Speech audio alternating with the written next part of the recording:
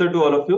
आज के सेशन में आप सभी का स्वागत है और 48th GST council meeting minutes कर रहे हैं और हमने 1 से लेकर 47 तक ऑलरेडी डिस्कस कर चुके हैं और वो सारे वीडियोस यूट्यूब में भी अवेलेबल है। अगर किसी को देखना है तो वो देख सकता है।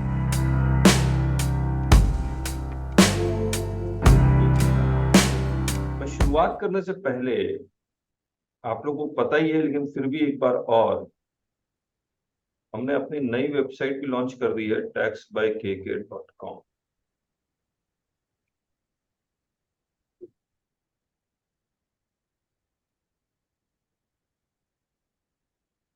तो this is our new website. यहाँ से आप हमारी कम्युनिटी को ज्वाइन कर सकते हैं स्कैन करके या क्लिक करके भी। और इसमें हमने बहुत सारे शॉर्ट्स वीडियो बनाए थे जब जब आपसे बातें की थी, तो वो भी डाला हुआ है हमने। और इसलिए हमारा फोकस जीएसटी लिटिगेशन है, handling GST litigation, replying to GST notice, drafting GST appeal, consultation on critical issues, ये सारा है। इसमें मैं आपको ज्वाइन प्रीमियम जो हम लोग मेंबरशिप प्रोग्राम चलाते हैं ये है, जहां पर 1 साल का 9999, 2 साल का, तो यहाँ से आप ये बाय कर सकते हैं। तो आप किसी को रिकमेंड भी कर सकते हैं। यहाँ पर हम लोग हर वेडनेसडे और सैटरडे सुबह 7 बजे आते हैं, जहां पर आपके नोटिस के ड्राफ्ट रिप्लाईज को डिस्कस कर, मतलब ड्राफ्ट रिप्लाई सजेस्ट करते हैं कि इस नोटिस का क्या रिप्लाई होना चाहिए। प्लस शॉप बटन तो है जहाँ पर recorded course, live course, books और एक्सेल टूल में बुक्स में आता हूँ। ये जीएसटी नोटिस की बुक, लॉ की बुक, नोटिस की बुक, और ये और भी बहुत सारी टाइटल्स हम लोग की निकल रही है, लेकिन ये देखते हैं। यहाँ पर आप ये किताब जो जीएसटी नोटिस करीब 1150 पेज की बुक है, जहां जहां मेरा नाम लिखा हुआ है यहाँ आपका नाम आ सकता है, यहाँ आपका नाम आ सकता है, और पीछे में जो प्रोफाइल दिया हुआ है आपके फोटोग्राफ और आपका नाम और आपका प्रोफाइल इस तरह से आ जाएगा। तो आप वो खरीद सकते हैं। 2300 की एक बुक है और पर्सनलाइज बुक की चार्जेस 500। तो अगर आप मेरे नाम से लेना चाहते हैं तो 1800, आप अपना नाम ऐड करवाना चाहते हैं तो 500 एक्स्ट्रा है। और अगर आप 10 बुक लेते हैं तो 4500 रुपीज का डिस्काउंट मिलेगा। तो ये कोड डालेंगे सेव 4500 ऐड टू कार्ट करके, तो डिस्काउंट मिल जाएगा। और इसका पीडीएफ भी, जो भी ये हार्ड कॉपी खरीद रहा है उसका ये पीडीएफ भी हम लोग आपको देंगे। तो पीडीएफ देने के लिए हम लोग एक और कोई बनाएंगे, एक बटन, वहां से आप डाउनलोड कर पाएंगे। तो ये पूरा है। और फ्री कंटेंट मैं बताना भूल गया, फ्री कंटेंट जो पहले masterlearnings.com में हुआ करता था, अब taxbykk.com में ये जीएसटी काउंसिल मीटिंग मिनट्स, ये सारे मिनट्स, लेकिन ये मिनट्स वो हैं जो गवर्नमेंट ने रिलीज किए हुए हैं जेपीजी के फॉर्म पे। ये इस तरह से, ये इस तरह से, तो इसी को हमने फॉर्मेट किया, टाइप किया, और इससे रिलेटेड जितने भी वीडियोस हमने डिस्कस किए थे वो वीडियोस भी यहाँ पर अवेलेबल है। फिर फाइनेंस एक्ट 2023, तो जिन्होंने बाई चांस बुक खरीदी हुई है, और ये फाइनेंस एक्ट ऑब्वियसली जब तक ये इफेक्टिव नहीं हो जाता तब तक हम लोग डाल नहीं रहे। तो ये फाइनेंस एक्ट 2023 20 पेज का, इसमें और थोड़ा सा चेंजेस करेंगे। इसमें हमने पूरा डिस्कशन किया था, वो ये डिस्कशन यहाँ पर है। फिर इनकम टैक्स बेयर लॉस,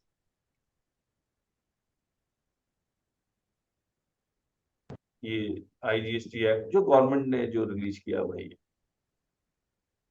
फिर अगर आप देखें जीएसटी जजमेंट्स, अगर आप देखेंगे सुप्रीम कोर्ट, हाई कोर्ट के जजमेंट टॉपिक वाइज का मतलब चैप्टर वाइज है।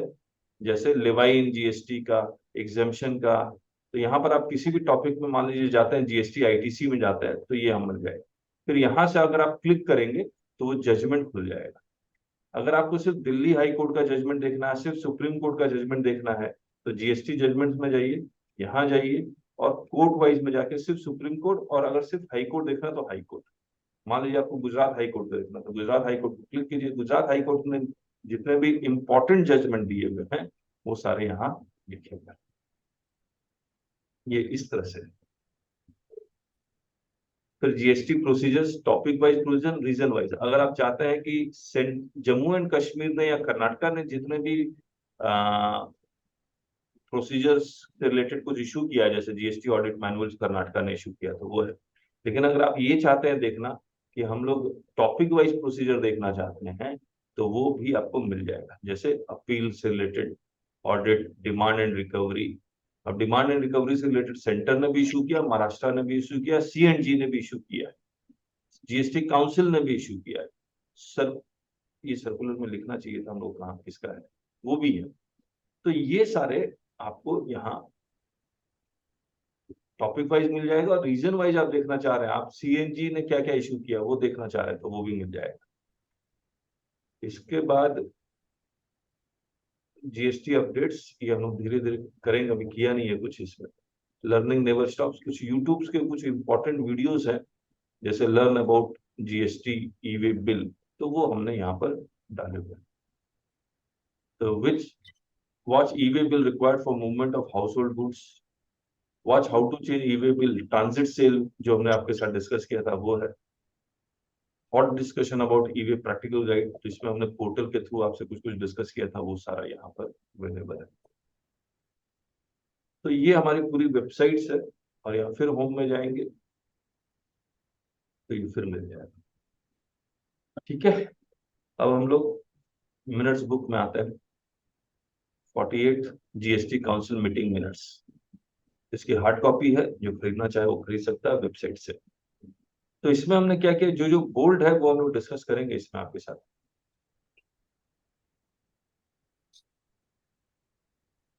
तो जो नए पार्टिसिपेंट्स हैं मैं उनको बता देता हूँ।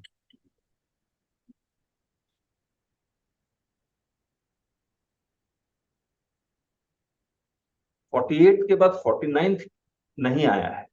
49th कब आएगा, जब 50th GST council meeting minutes होगी। क्योंकि ये होता क्या है कि ये जो 48th मीटिंग हुई, फिर ये प्लेस किया जाता है 49th मीटिंग में, और 49th मीटिंग में ये 48th जीएसटी काउंसिल मीटिंग के मिनट्स अप्रूव होते हैं। जैसे ही अप्रूव होते हैं तब ये रिलीज करते हैं। इसीलिए 49th नहीं आया, क्योंकि 50th मीटिंग अभी हुई नहीं है। जब 50th होगी तो 49th आ जाएगा। तो ये जो किताब हम लोग निकाल रहे हैं हार्ड कॉपी 48 तक है, हम लोग 49 50 इसके बाद की हार्ड कॉपी निकालेंगे नहीं। तो इसके हम लोग पीडीएफ जरूर दे देंगे आपको टाइप करवा के। तो इसमें होता क्या है कि chairman obviously GST council meeting of minutes के चेयरमैन जो होते हैं वो निर्मला, जो फाइनेंस मिनिस्टर होती हैं वही होती है, और बाकी स्टेट्स 31 स्टेट्स के मेंबर्स होते हैं। फिर कोरम है वगैरह वगैरह है।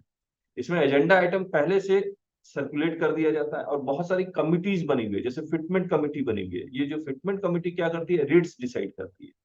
जितने भी जीएसटी रेट्स है ये फिटमेंट कमेटी डिसाइड करती है। फिर मान लीजिए कोई सेक्शन में कुछ चेंज करना है, जैसे जीएसटी अपलेट ट्रिब्यूनल में कुछ चेंज करना है, तो उसके लिए वो अलग से एक कमेटी बना देते हैं। उसके लिए अलग से कमेटी बना देंगे, उसका नाम जीएसटी अपलेट ट्रिब्यूनल कमेटी रख देंगे। तो उसमें कई स्टेट्स के लोग जुड़ जाएंगे, उसमें से कोई एक चेयरमैन होगा, और देन ही विल सजेस्ट। फिर एक लॉ कमेटी है, वो सजेस्ट करती है कि क्या क्या चेंजेस होने चाहिए। तो ये सारा इस तरह से पूरा काम करता है थ्रू कमिटीज। फिर ये कमेटी अपने रिपोर्ट्स देती है इस मीटिंग में, और वो मीटिंग में जब रिपोर्ट्स जाते हैं तो फिर जो जीएसटी काउंसिल है उसको अप्रूव करती है। मैं वो दिखला भी देता हूँ। ये जीएसटी काउंसिल का वेबसाइट है, इसमें जाइए। हम लोग सिर्फ मिनट्स देख रहे हैं, लेकिन आप देखेंगे तो इसमें वॉल्यूम 1 करीब करीब 2000 पेज या 1000 पेज और हैं।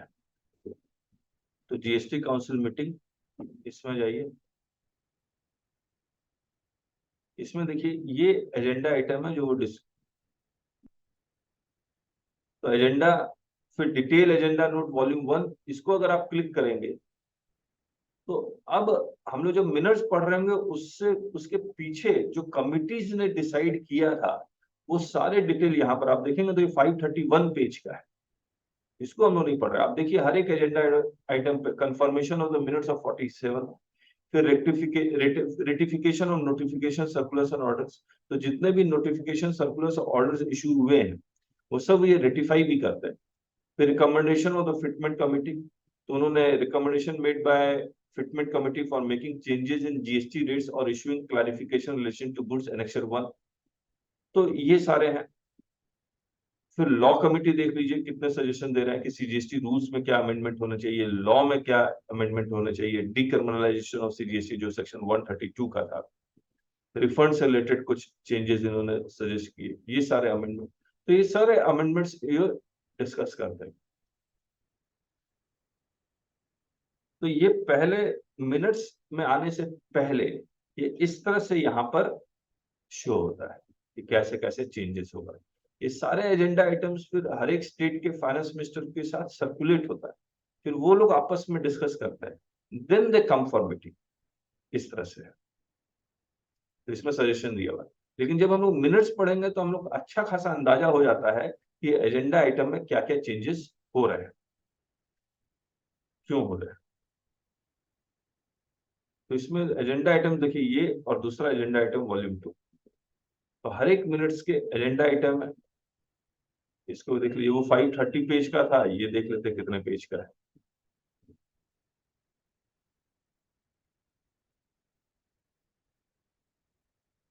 ये 575 पेज का है। Table content, final report on group of minister on capacity based taxation and special composition scheme in certain sectors on GST. तो कैपेसिटी बेस्ड टैक्सेशन तो आया नहीं, ये स्पेशल कंपोजिशन स्कीम ब्रिक्स का आया। तो दे हैव डिस्कस, किसने discuss किया? ग्रुप ऑफ मिनिस्टर, जो हमने कहा था कि स्टेट के फाइनेंस मिनिस्टर का एक ग्रुप बना दे। फिर आईटी ग्रीवेंस रिड्रेसल कमिटी है इनका। फिर report of committee of officers है, जिन्होंने एक all India GST audit manual निकाला है। अभी तो हर एक स्टेट अपना अपना जीएसटी ऑडिट मैनुअल निकाल रही है, ये सर्कुलेट भी होने लगा ये all India GST audit manual. ये model all India GST audit manual 249 page से 534 पेज तक। मैं 277 देख लेता हूँ, ये देखिए। ये तो इस तरह से अगर आप और डिटेल जानना चाहते हैं तो ये एजेंडा आइटम्स अगर आपको पढ़ना है तो ये आप पढ़ सकते हैं। अब हम लोग आते हैं मिनट्स पे।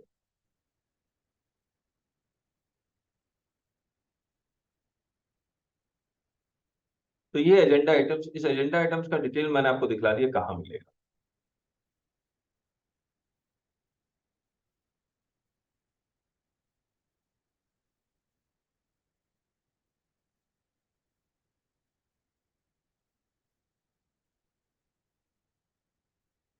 हमने जो बोल्ड किया होगा हम लोग वही पढ़ेंगे। पहले मैं क्या करता हूँ, पहले मैं ये सारा मीटिंग के जो मिनट्स है मैं पढ़ लेता हूँ, उसके बाद ही हम लोग ये कर लेते हैं। अब देखिए, जीएसटी अपीलेट ट्रिब्यूनल अभी तक सेटअप नहीं हो पाया, लेकिन फाइनेंस एक्ट 2023 में उस पूरे चेंजेस कर दिए गए हैं, और वो चेंजेस अभी इफेक्टिव नहीं हुए हैं।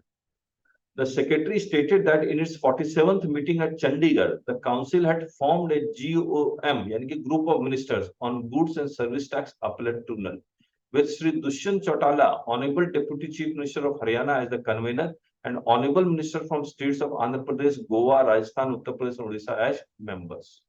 तो फिर अब इन्होंने एक रिपोर्ट सबमिट की और वो रिपोर्ट प्लेस हुई, उसके बाद तो फाइनेंस एक्ट 2023 में ये अमेंडमेंट भी आ गई। तो हम लोग जीएसटी ट्रिब्यूनल के बारे में एक अलग से एक सेमिनार लेंगे जहां पर we will discuss everything. Further, he stated that the GST Council had formed a GOM on capacity-based taxation and special composition scheme in certain sectors on GST with Sri Niranjan Pujari, Honorable Minister for Finance as Odisha as convener, वगैरह। इन्होंने भी अपना report दे दिया। फिर उसके बाद कुछ और ग्रुप ऑफ मिनिस्टर्स बने, वो हम डिस्कस नहीं कर रहे हैं। फिर रेवेन्यू क्रॉस कर गया, मतलब GST collection have cross 1.4 lakh crore mark for 8th time attest rate since मार्च 2022।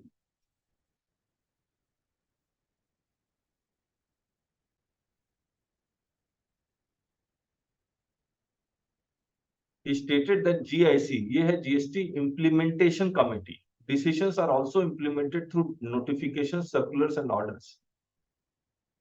तो कभी कभी विदाउट जीएसटी काउंसिल में डिसीजन लिए हुए नोटिफिकेशन ये सब आ जाता है। तो ये कौन करता है कि जीएसटी काउंसिल का एक सब कमेटी है जिसको हम लोग बोल रहे हैं GST council implementation committee.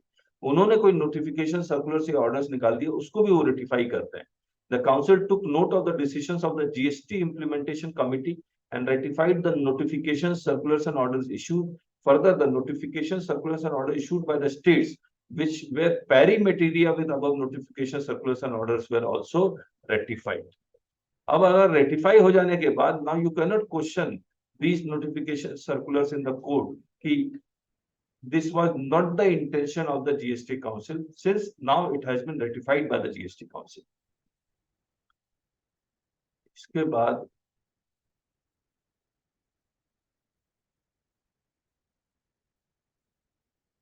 SUV cars के बारे में डिस्कशन लिया गया। ये हमने इसका नोटिफिकेशन नहीं देखा। Now what are SUV cars, तो उसमें 4 कंडीशंस हैं। वो 4 कंडीशंस, वो चारों कंडीशन सेटिस्फाई करेंगे तभी एसयूवी कार बनेगा, तभी कंपनसेशन सेस लगेगा। तो इस पे एक कंफ्यूजन था, they have clear that confusion कि all 4 condition should be satisfied. JSTRU then presented the issue relating to SUV cars wherein doubts had been raised as to whether all 4 conditions, which engine capacity exceeding 1500 cc, popularly known as SUV, a motor vehicle of length exceeding 4000 mm and having ground clearance of 170 mm and above need to be satisfied for levying higher cess rate as per entry 52B of the compensation cess notification number this, or the conditions in explanation to the entry are optional। यानी कि अगर किसी भी गाड़ी की engine capacity 1500 CC की से ज्यादा है तो ऑटोमेटिकली क्या हायर सेस लगेगा, या फिर ये भी कंडीशन सेटिस्फाई होने चाहिए कि लेंथ वाला कंडीशन या फिर ग्राउंड क्लियरेंस वाला condition. Fitment committee, again fitment committee कौन सा, रेट वाला है। Recommended that a clarification be issued to clarify that all 4 condition need to be fulfilled for levy of higher compensation cess rate of 22%। नहीं तो वो normal गाड़ी मानी जाएगी, एसयूवी मानी नहीं जाएगी। अगर 4 में से कोई भी एक कंडीशन सेटिस्फाई करता है तो एसयूवी नहीं।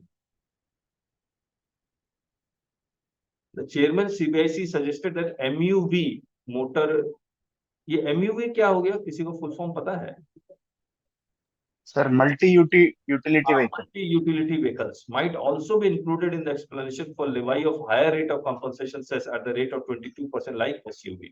तब चेयरमैन सीबीआईसी सजेस्ट कर रहे हैं कि इसको एमयूवी को भी 22% मिले। अगेन उनको नोटिफिकेशन निकाल के ये काम करना पड़ेगा तभी पॉसिबल है।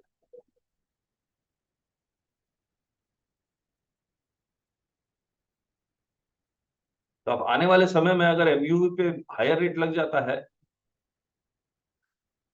तो अगेन फिटमेंट कमिटी पे के पास जाएगा। फिटमेंट कमिटी सजेस्ट करेगी एमयूवी पे अगर हायर रेट लगाते हैं दाम बढ़ता है तो क्या क्या पॉसिबिलिटी है, क्या क्या होगा, फिर वो इंडस्ट्री के साथ भी बात कर लेगी। सर आजकल 1500 सीसी के नीचे भी लगा रहे हैं हायर सेस। हाँ सेस तो लगेगा, कंपनसेशन सेस तो हर मोटर व्हीकल पे है, लेकिन हायर सेस के बारे में बात कर रही है।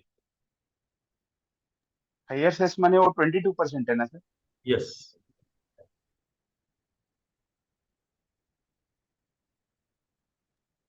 अच्छा एक बात बताइए, यूपीआई ट्रांजैक्शन के ऊपर कोई बैंक कुछ चार्ज करता है क्या? जैसे क्रेडिट कार्ड से आप पेमेंट करते हैं तो 3% या 2.5% पेमेंट गेटवे के नाम पे चार्ज कर लेते हैं, लेकिन रुपे क्रेडिट डेबिट कार्ड के ऊपर या भीम यूपीआई ट्रांजेक्शन के ऊपर कुछ चार्जेस कस्टमर का कटता है? सुमेध नहीं कटता है, कुछ लगने वाला है, लेकिन चार्जेस लगते तो है ना। तो मान लीजिए एक पेमेंट गेटवे है और वहां पर इस पेमेंट गेटवे मान लीजिए पेटीएम है और यहां पर मैं रुपे डेबिट कार्ड यूज करता हूं। मैं जो रुपे डेबिट कार्ड यूज करता हूं तो इसमें चार्जेस 0 है, नहीं तो पेटीएम चार्ज करेगा नॉर्मल कार्ड। लेकिन पेटीएम का एक सिस्टम है, उसको तो पैसा चाहिए, ये पैसा गवर्नमेंट दे देती है। मान लीजिए 2 रुपया चार्ज है तो गवर्नमेंट इसको 2 रुपया देती है। भीम यूपीआई अगर आप यूज करते हैं तो कोई चार्ज नहीं है, गवर्नमेंट कहती है हम दे देंगे। तो ये जो गवर्नमेंट जो पेटीएम को या बाकी किसी पेमेंट गेटवे को ये पैसा दे रही है, इसके ऊपर जीएसटी लगेगा या नहीं लगेगा?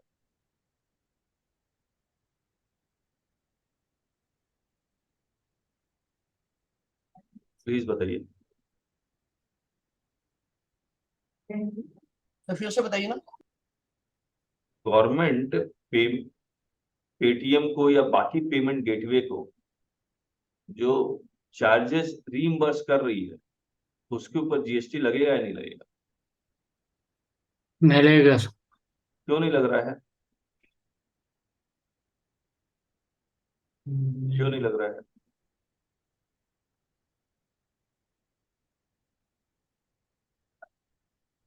आप कंसिडरेशन का डेफिनेशन देखेंगे सेक्शन 2 सबसेक्शन 31, तो इसमें लिखा हुआ है कि any kind of subsidy given by the government is not a consideration. जब कंसिडरेशन ही नहीं है तो जीएसटी नहीं लगेगा। तो इसीलिए उन्होंने लिखा यहाँ पर, further it could be clarified that incentives paid to banks under the scheme for promotion और रुपे डेबिट कार्ड एंड भीम UPI transactions were in the nature of subsidies and this not taxable. तो ये nature of subsidy not taxable because section 2 section 31 में लिखा हुआ है कि subsidies are not to be treated as consideration. इसके बाद अब मुझे एक बात बताइए, और म्युनिसिपैलिटी क्या है टैक्सेस, और पंचायत, पंचायत। ये इनका नेचर, ये डेफिनेशन ऑफ पर्सन में है या नहीं है? Municipalities and panchayat definition of person में है या नहीं है?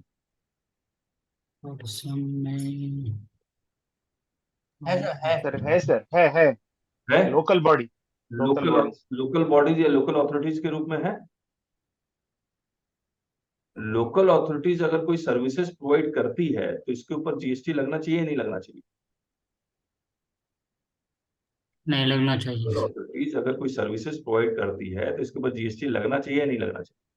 मान लीजिए लोकल अथॉरिटी ने एक प्रॉपर्टी किराए पे दी, लोकल अथॉरिटीज ने एक मार्केट बनाया हुआ, वो मार्केट के शॉप्स किराए पे देते हैं, जीएसटी लगेगा या नहीं लगेगा?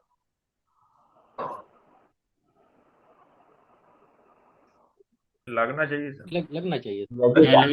और लगता भी है, लगता भी है, लेकिन एग्जेम्पशन भी है और नो सप्लाई में भी है। लोकल अथॉरिटी यानी कि म्युनिसिपैलिटीज और पंचायत अगर कोई ऐसा फंक्शन कर रही है जो आर्टिकल 243G और 243W में है, 243G या 243W में जो एन्यूमरेटेड फंक्शंस कर रही हैं, तो उसके ऊपर जीएसटी नो सप्लाई बन जाता है। क्या बन जाता है? नो सप्लाई या एग्जेम्पशन, दोनों में से कहीं एक आपको मिलेगा। नो सप्लाई में भी एग्जेम्पशन देखना पड़ेगा क्या क्या है। अब ये चाह रहे हैं कि 243G और 243W में मान लीजिए 100 फंक्शंस दिए हुए। अब इनका काम क्या है? म्युनिसिपैलिटीज का काम क्या है? शहर की साफ सफाई, सीवरेज काम कर रहे हैं, सीवरेज की साफ सफाई करते हैं, या बिल्डिंग बना रहे हैं, या कुछ भी और साफ सफाई कर रहे हैं। पंचायत क्या करती है? इरिगेशन करवाती है, या फिर पानी का काम करती है, कुएं खुदवाती है, ये सब काम करती है या नहीं करती है? तो ये सब फंक्शंस 243G और 243W में लिखा हुआ है। अब अगर ये फंक्शंस के बाहर कोई काम करती है, जैसे रेंटिंग ऑफ प्रॉपर्टी, इस फंक्शंस में नहीं लिखा हुआ तो जीएसटी लगता है, लेकिन इस फंक्शंस में लिखा होता तो जीएसटी नहीं लगता। ठीक बात है।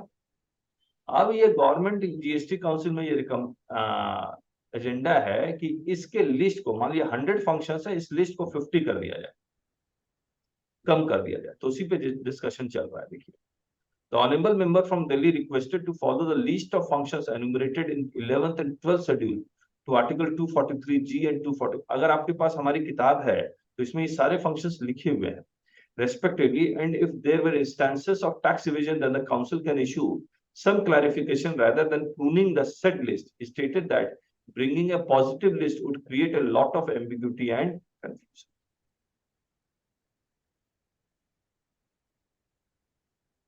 Obviously ये लिस्ट प्रूव नहीं हुई है ultimately. The secretary stated that, secretary कौन है? जो जीएसटी काउंसिल का secretary. The secretary stated that in the GST regime there were no end use based exemption in case of supply of goods to the government. However, in case of services, during the service tax regime, the tax was collected by the center and appropriated by the center. Thus, there were certain end use based exemption available in case of specific services rendered to central and state governments.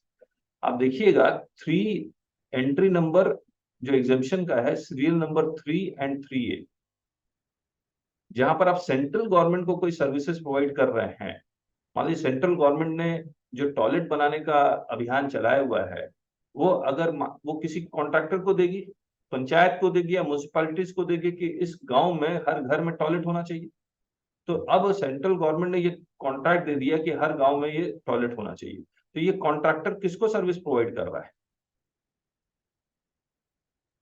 ये contractor किसको service provide कर रहा है? Government को service provide कर रहा है।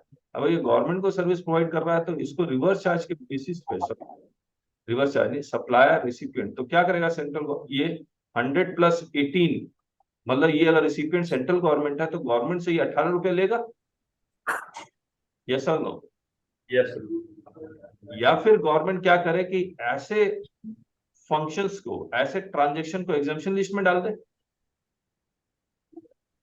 अगर एग्जेम्प्ट हो जाएगा तो ठीक बात है। अब सप्लायर ने ये कहा कि भैया कि ये तो एग्जेम्प्ट है और 100 + 0 सेंट्रल गवर्नमेंट से कोई चार्ज नहीं किया, इसके पास नोटिस आ जाता है, बोला सर एग्जेम्पशन कहां से लिए, जरा दिखाइए तो आप हमें, आपको तो जीएसटी देना चाहिए था, इसको अपने पॉकेट से 18 रुपए देना पड़ेगा। Hello, yes sir. समझ रहे हैं आप? एग्जेम्पशन को बड़ा स्ट्रिक्टली इंटरप्रेट करना होता है, और अगर एग्जेम्पशन आपको मिलना है तो यू शुड अप्लाई स्ट्रिक्टली, सारे कंडीशन सेटिस्फाई होने चाहिए। So thus there were certain end-use based exemption available in case of specific services rendered to the central and state government. देख रहे हैं आप, services किसको render किया जा रहा है? Central and state governments. Under GST regime, the distinction between goods and services had been removed. He opined that the end-use exemption in case of services should also be not there. He stated that list of 12 services identified by fitment committee covers 90% of the services rendered by the local authorities. तो ये जो services जो government को दिया जा रहा है, मान लीजिए टॉयलेट बनवाना है तो किसको कहेगी टॉयलेट बनाने के लिए? प्राइवेट कॉन्ट्रैक्टर को या म्यूनिसिपैलिटीज और पंचायत को बोलेगी? हेलो, सेंट्रल गवर्नमेंट का एक स्कीम है, स्कीम क्या है? टॉयलेट बनाना हर एक गांव के घर में। ये सेंट्रल गवर्नमेंट किसको कहती है बनाने के लिए? म्युनिसिपल सर म्युनिसिपैलिटी या लोकल बॉडीज, या तो स्टेट गवर्नमेंट फंड इसको ट्रांसफर कर देगी, हाँ सर, स्टेट गवर्नमेंट को। स्टेट गवर्नमेंट किसको कहेगी? पंचायत को। पंचायत को, म्यूनसिपालिटी। और अगर अर्बन एरिया तो म्यूनिसिपैलिटीज को कहेगी। सही बात है या नहीं है? Yes sir. अब पंचायत, अब क्या लगता है कि पंचायत के पास सिस्टम है टॉयलेट बनाने का, या फिर पंचायत फिर से किसी और को बोलेगी? कॉन्ट्रैक्टर सब कॉन्ट्रैक्ट कर देगी सर, सब कॉन्ट्रैक्ट कर देगी। अब कॉन्ट्रैक्टर पंचायत को सर्विस प्रोवाइड कर रहा है, पंचायत स्टेट गवर्नमेंट को सर्विस प्रोवाइड कर रहा है, और स्टेट गवर्नमेंट किसके बिहाफ पे काम कर रहा है? स्टेट सेंट्रल गवर्नमेंट के बिहाफ पे काम कर रहा है। तो ये जो एंड यूज एग्जेम्पशन के बारे में बार बार ये बात कर रहे हैं कि एंड यूज एग्जेम्पशन कहाँ गया? एंड यूज एग्जेम्पशन, तो एंड यूज क्या है? टॉयलेट ही तो है। या तो हम जीएसटी में ये लिखें कि अगर गांव के लिए टॉयलेट बनाएंगे घर घर में तो हम एग्जाम देंगे, या फिर जीएसटी में ये लिखे कि अगर कॉन्ट्रैक्टर लोकल अथॉरिटी को सर्विस प्रोवाइड करेगा तो एग्जाम है, पंचायत स्टेट गवर्नमेंट को सर्विस प्रोवाइड करेगा which is covered under 243 GA या W तो एग्जाम है। ठीक बात है या नहीं है? तो toilet banana, is it cover under the constitution of 243 W and G? तो अगर आप पढ़ेंगे यस इट इज कवर्ड। तो ये क्या कह रहे हैं? Stated that the list of 12 services identified by the fitment committee. अब फिटमेंट कमिटी ये कह रही है कि हमने 12 सर्विसेज आइडेंटिफाई कर लिए हैं, covers 90% of the services rendered by the local authority. तो लोकल अथॉरिटी ये जो, अगर मान लीजिए लिस्ट प्रून कर देते हैं तो लिस्ट प्रून करके कितना कर देंगे? 12 कर देंगे, और 12 कर देंगे तो 243 G और 243 W में जितने भी सर्विसेज दिए हुए हैं उसका 90% ये 12 सर्विसेज कवर कर रहा है, यानी कि सिर्फ 10% हटा रहे हैं। Further, he suggested that certain works like construction of tanks, etc., had more component of goods, including them would make it difficult for tax authorities to ascertain whether it was a supply of goods or services. अगर आप एग्जामिशन की list देखेंगे, उसमें condition देखेंगे, तो वो ये कहता है कि 75% लेबर कंपोनेंट होना चाहिए और 25% गुड्स का कंपोनेंट होना चाहिए, तभी एग्जामिशन देंगे। अब मुझे एक बात बताइए कि ये कंडीशन सेटिस्फाई होगा तभी तो एग्जामिशन मिलेगा। Yes sir. further he suggested that certain works like construction of tanks etc had more component of goods, including them would make it difficult for the tax authorities to ascertain whether it was a supply of goods or services. Accordingly, the council had recommended to come up with a prune list of services under positive list. तो अब ये कुछ list निकालेंगे. आप देखिए, मान ली toilet बनाने के लिए पॉट का जरूरत है, प्लस कुछ पाइप्स का जरूरत है, प्लस लेबर. यही तो है. अब लेबर का वैल्यू मान लीजिए 10,000 है, इनका वैल्यू मान लीजिए 10,000 है. टोटल कितना हो गया? 20,000. कॉन्ट्रैक्टर को ये कहा गया कि भैया आपको एक टॉयलेट बना के देना है, फिर दीवार भी लगानी पड़ेगी, दरवाजे भी लगाने पड़ेंगे, एवरीथिंग करना पड़ेगा, सब कुछ करना पड़ेगा. तो उसका पूरा वैल्यू मान लीजिए 20,000 आ रहा है. अब इसमें आइडेंटिफाई करना है गुड्स का वैल्यू कितना है और लेबर का वैल्यू कितना है. ये रेशियो 25-75 का होगा तभी एग्जेम्पशन मिलती है, नहीं तो नहीं मिलती. इसको आप कौन सा कॉन्ट्रैक्ट मानेंगे? This is supply of goods और supply of services. Supply of services sir, labour portion ज्यादा है. लेबर पोर्शन ज्यादा होने से सप्लाई ऑफ सर्विस सर्विस आएगा सर.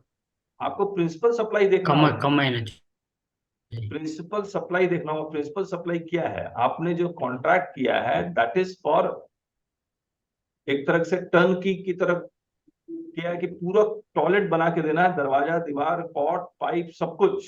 ये तो वर्क्स कॉन्ट्रैक्ट हो गया ना, सर्विस में आता वर्क्स कॉन्ट्रैक्ट तो. अच्छा, ये वर्क्स कॉन्ट्रैक्ट हो गया और वर्क्स कॉन्ट्रैक्ट ऑन इमोर प्रॉपर्टी है तो it is a supply of service आएगा. शेड्यूल 2 में है ना sir, schedule 2. Yes, works contract हो गया तो सप्लाई ऑफ सर्विस ही आएगा. ठीक बात है. तो किसका कंपोनेंट ज्यादा है उससे कोई फर्क नहीं पड़ता. तो मैकेनिकल. लेकिन सर यहाँ पे 75% लेबर होगा कैसे? नहीं तो एग्जम्पशन नहीं मिलेगा. सर वो पॉसिबल ही नहीं है सर. हाँ, एग्जम्पशन नहीं मिलेगा. अब गवर्नमेंट कहेगी, अच्छा गवर्नमेंट ये कहती है गुड्स हम देंगे सिर्फ तुम कॉन्ट्रैक्टर ही करो, तब तो 100% हो जाएगा लेबर. हाँ, तो अगेन डिपेंड करेगा कॉन्ट्रैक्ट टू कॉन्ट्रैक्ट. लेकिन सर कोई भी अगर इस तरह कोई चीज बनाएंगे तो 75% लेबर चार्ज हो ही नहीं सकता सर. मैं ये कह रहा हूँ कि गवर्नमेंट अगर कहे गुड्स हम दे देंगे, तब तो वो अलग हो गया सर, वो अलग पार्ट हो गई. हाँ तब की बात कर रहा हूँ, तब तो एग्जम्पशन मिलेगी ना. तब तो उसका खाली लेबर कंपोनेंट आएगा ना सर, गुड्स कंपोनेंट तो आएगा नहीं. गुड्स कंपोनेंट 40% 70% होगा. ऑटोमेटिकली गुड्स टैक्सेबल हो गया ना. फिर गवर्नमेंट भी कहीं से खरीदेगी तो गुड्स टैक्सेबल हो जाएगा. तो बेसिकली गवर्नमेंट नहीं चाहती है गुड्स का एग्जम्पशन देना. चलिए, तो honourable member from Maharashtra raise the issue of GST on under construction apartments. Under construction apartment पे जीएसटी है या नहीं? है, जीएसटी है सर. जीएसटी है. हाँ है. अफोर्डेबल और नॉट नॉन अफोर्डेबल जी. अलग अफोर्डेबल में नहीं है, नॉन अफोर्डेबल में. Without ITC. यस. ठीक है, तो रेट 1% है और ये शायद कितना है, 5% है क्या? 5%. Without ITC. जी. अब एक बात बताइए कि ऐसा residential project, residential cum commercial project बनता है या नहीं बनता? बनता है सर. ये रेजिडेंशियल कम कमर्शियल प्रोडक्ट्स में रेजिडेंशियल मान लीजिए 70% है और कमर्शियल मान लीजिए 30% है. तो ऐसे प्रोजेक्ट पे रेट क्या है? 18% sir. 18% with ITC. With ITC है. तो देखिए इसमें क्या कह रहे हैं. The honourable member from Maharashtra raise the issue of GST on rate on under construction apartment in the same building. There were both residential where no ITC is available as well as commercial units where ITC is available. He informed that it was very difficult to keep proper accounting in this scenario. He suggested that in case of residential building with mixed use, there should be uniform 10% GST with ITC on construction services. तब ये एक नया rate suggest कर रहा है, लेकिन इस पर कोई डिसीजन दिया नहीं गया. अब अगेन ये फिटमेंट कमेटी में जाएगा. फिटमेंट कमेटी देखेगी क्या करना है.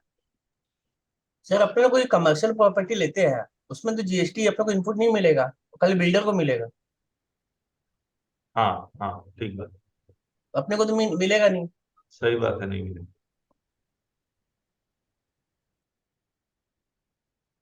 चलिए, issue recommended by the law committee. मुझे एक बात बताइए, इंटरस्टेट सप्लाई ऑफ गुड्स के ऊपर ई वे बिल का लिमिट क्या है? 50,000। 50,000। बिहार में, झारखंड में, वेस्ट बंगाल में इंट्रा स्टेट मूवमेंट पे कितना है? 1 लाख। 1 लाख। 1 लाख है।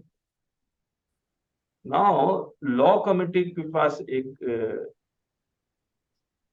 इशू गया जहां पर दे डिस्कस कि ये जो, अच्छा बिहार, झारखंड, वेस्ट बंगाल और बाकी स्टेट्स, अच्छा कौन सा स्टेट्स में इंट्रा मूवमेंट पे 50 जा रही है? कोई बता सकता है आप लोग जिस स्टेट के हैं?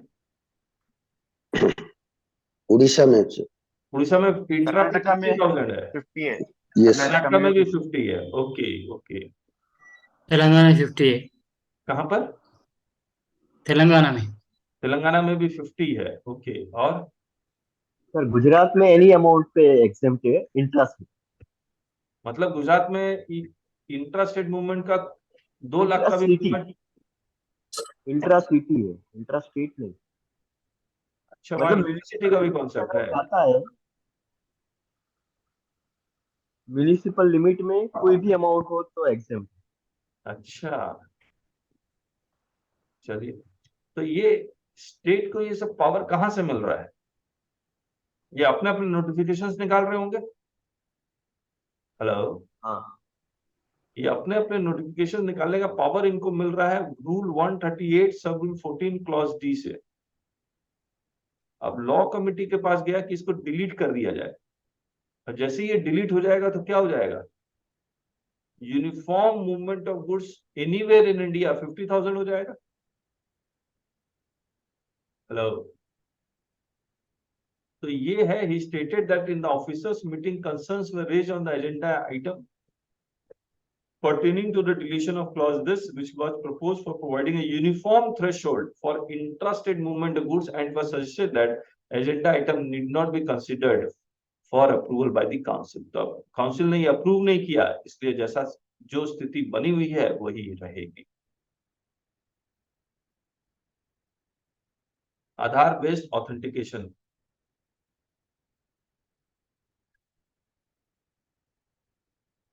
अभी इन्होंने जो चेंज लेके आए हैं रजिस्ट्रेशन के लिए, वो क्या क्या चेंज लेके आए हैं? वो चेंज इफेक्टिव हो गया या नहीं हो गया? अभी किसी को न्यू रजिस्ट्रेशन करवाना है तो वो अपना सिर्फ पैन नंबर देता है, और जैसे ही पैन नंबर देगा, डायरेक्ट टैक्स के वेबसाइट से इनका ईमेल आईडी और फोन नंबर फेच कर लेगा।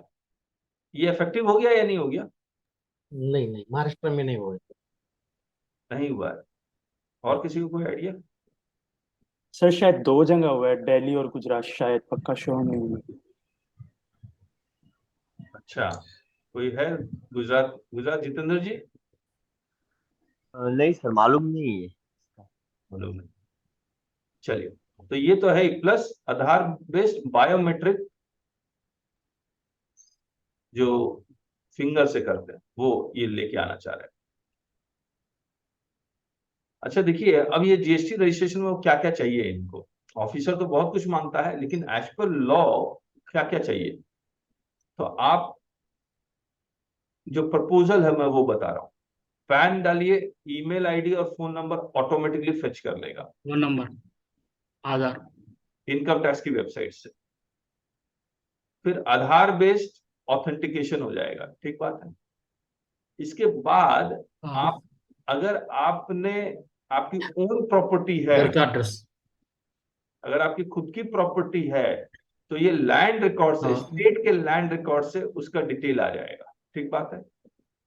अगर आप इलेक्ट्रिसिटी बिल कोई दे रहे हैं तो इलेक्ट्रिसिटी कंपनी से उसका वेरिफिकेशन हो जाएगा, ठीक बात। कोई कुछ लोग क्या करते हैं, इलेक्ट्रिसिटी कंपनी का वो देते हैं बिल और उसमें नाम सब चेंज करके देते हैं, तो ये इलेक्ट्रिसिटी कंपनी से वो वेरीफाई भी कर लेंगे। इसके बाद वो फिजिकल वेरिफिकेशन भी करेंगे। ये सब होने के बाद ये आपको एक जीएसटी रजिस्ट्रेशन देंगे, ठीक बात है। ये स्टेप आने वाले समय में होने वाला है। तो पायलट प्रोजेक्ट में ये आधार बेस्ड बायोमेट्रिक ऑथेंटिकेशन इन्होंने गुजरात में इशू किया, elasticity of property Madhya Pradesh और महाराष्ट्र में शुरू किया, फिजिकल वेरिफिकेशन तो पूरे इंडिया में चल ही रहा है। अब एक बात बताइए, इतना कुछ होने के बावजूद फिजिकल वेरिफिकेशन की क्या रिक्वायरमेंट है? तो ये कहता है कि अगर रिस्क बेस्ड एनालिसिस करके हम लोग ये चेक कर लेंगे कि फिजिकल वेरिफिकेशन की रिक्वायरमेंट है या नहीं है। अब मैं ये पढ़ता हूँ इसको। It also recommended amendment of the said rules in order to provide that acknowledgement shall be issued to the applicant only after completion of biometric based authentication. In addition, law committee recommended amendment to said rule 9 to provide mandatory physical verification of an applicant who has undergone biometric based Aadhaar authentication and is identified on the common portal based on data analysis and risk parameters. तो अब आधार based authentication के बावजूद अगर आपका data analysis में आपका आता है कि you are risky tax payer, तो आपका फिजिकल वेरिफिकेशन भी होगा, लेकिन ऑफिसर खुद ब खुद नहीं करेगा, रिकमेंडेशन पे ही होगा। अब एक बात बताइए, इतना कुछ करने के लिए क्या 30 दिन में आपको जीएसटी रजिस्ट्रेशन मिल जाएगा? आज के डेट में जीएसटी रजिस्ट्रेशन मिलने का टाइम क्या है? 15 दिन से 10 days 10 days नहीं, लॉ में कितना लिखा हुआ है? लॉ में 7 working days. 7 working days. Law में तो यही लिखा, बाकी 10 दिन 15 दिन वो तो अलग बात है। हरियाणा सर का बहुत कहीं कहीं ऑटोमेटिक हो जाता है, अगर 7 डेज में नहीं करेंगे ना तो वो ऑटोमेटिक अप्रूव हो जाता है। यस, 7 डेज में रिजेक्ट नहीं करेंगे, एक्सेप्ट नहीं करेंगे तो ऑटो एक्सेप्टेंस है। ठीक बात है। जनरली डिपार्टमेंट को ऑटो एक्सेप्टेंस से भी प्रॉब्लम है कि ये ऐसा risky tax payer auto accept हो जा रहा है, हमें टाइम ही नहीं मिल रहा है। नहीं सर, उसके बाद वो लोग को फिजिकल मैंडेटरी हो जाता है उस अफसर को। अच्छा, ऑटो एक्सेप्टेंस के बाद फिजिकल मैंडेटरी हो जाता है। वो कॉल करेंगे, वो फिजिकली उनको करना रहता है फिर। Okay okay. सर वो आधार ऑथेंटिकेशन नहीं हुआ तो सर वो फिजिकल ऑफिसर ये करेंगे सर खुद करते हैं। Okay okay. हाँ सर। अब ये हरियाणा वाला कह रहे हैं कि ये 30 दिन का जो टाइम लिमिट है उसको 90 दिन कर दिया जाए जीएसटी रजिस्ट्रेशन का, तो वो आदमी बिजनेस ही नहीं कर पाएगा। क्या कहते हैं? The honorable member from Haryana stated that at present the time limit for verification or registration application non-Aadhaar basis is 30 days, and he requested that the time limit for such non-Aadhaar based verification 90 days कर दिया जाए, as many fake companies get deemed registered after a period of 30 days. तो हुआ नहीं, बोला कि for ease of doing business ये नहीं होगा। अच्छा, ये 30 दिन क्यों लिख रहे हैं? 30 दिन कर दिया क्या इन्होंने? 30 दिन के अंदर आधार को ऑथेंटिकेट करना पड़ता है क्या? आधार ऑथेंटिकेशन नहीं हुआ तो उनके पास 30 दिन रहता है इंस्टेड ऑफ 7 डेज। पहले वो 25 दिन था, अभी 30 दिन हो गया। अच्छा ओके, आधार ऑथेंटिकेशन हो गया तो 7 डेज, नहीं हुआ तो 30 डेज, यही कह रहे हैं आप? Yes sir. Okay okay. ये जो मैंने बताया था, incorporation of details of electricity bill and property registration in REG 01, the issue was deliberated by the law committee and recommended that the details of electricity consumer account number and property registration be sought under state specific information and serial number this. It further recommended that the details of electricity CA number could be notified under this by state of Maharashtra and details of electricity CA number and property registration could be notified by the state of Madhya Pradesh. तो महाराष्ट्र और मध्य प्रदेश में ये pilot project के रूप में शुरू हो रहा है। कोई है मध्य प्रदेश का? शैलेश जी।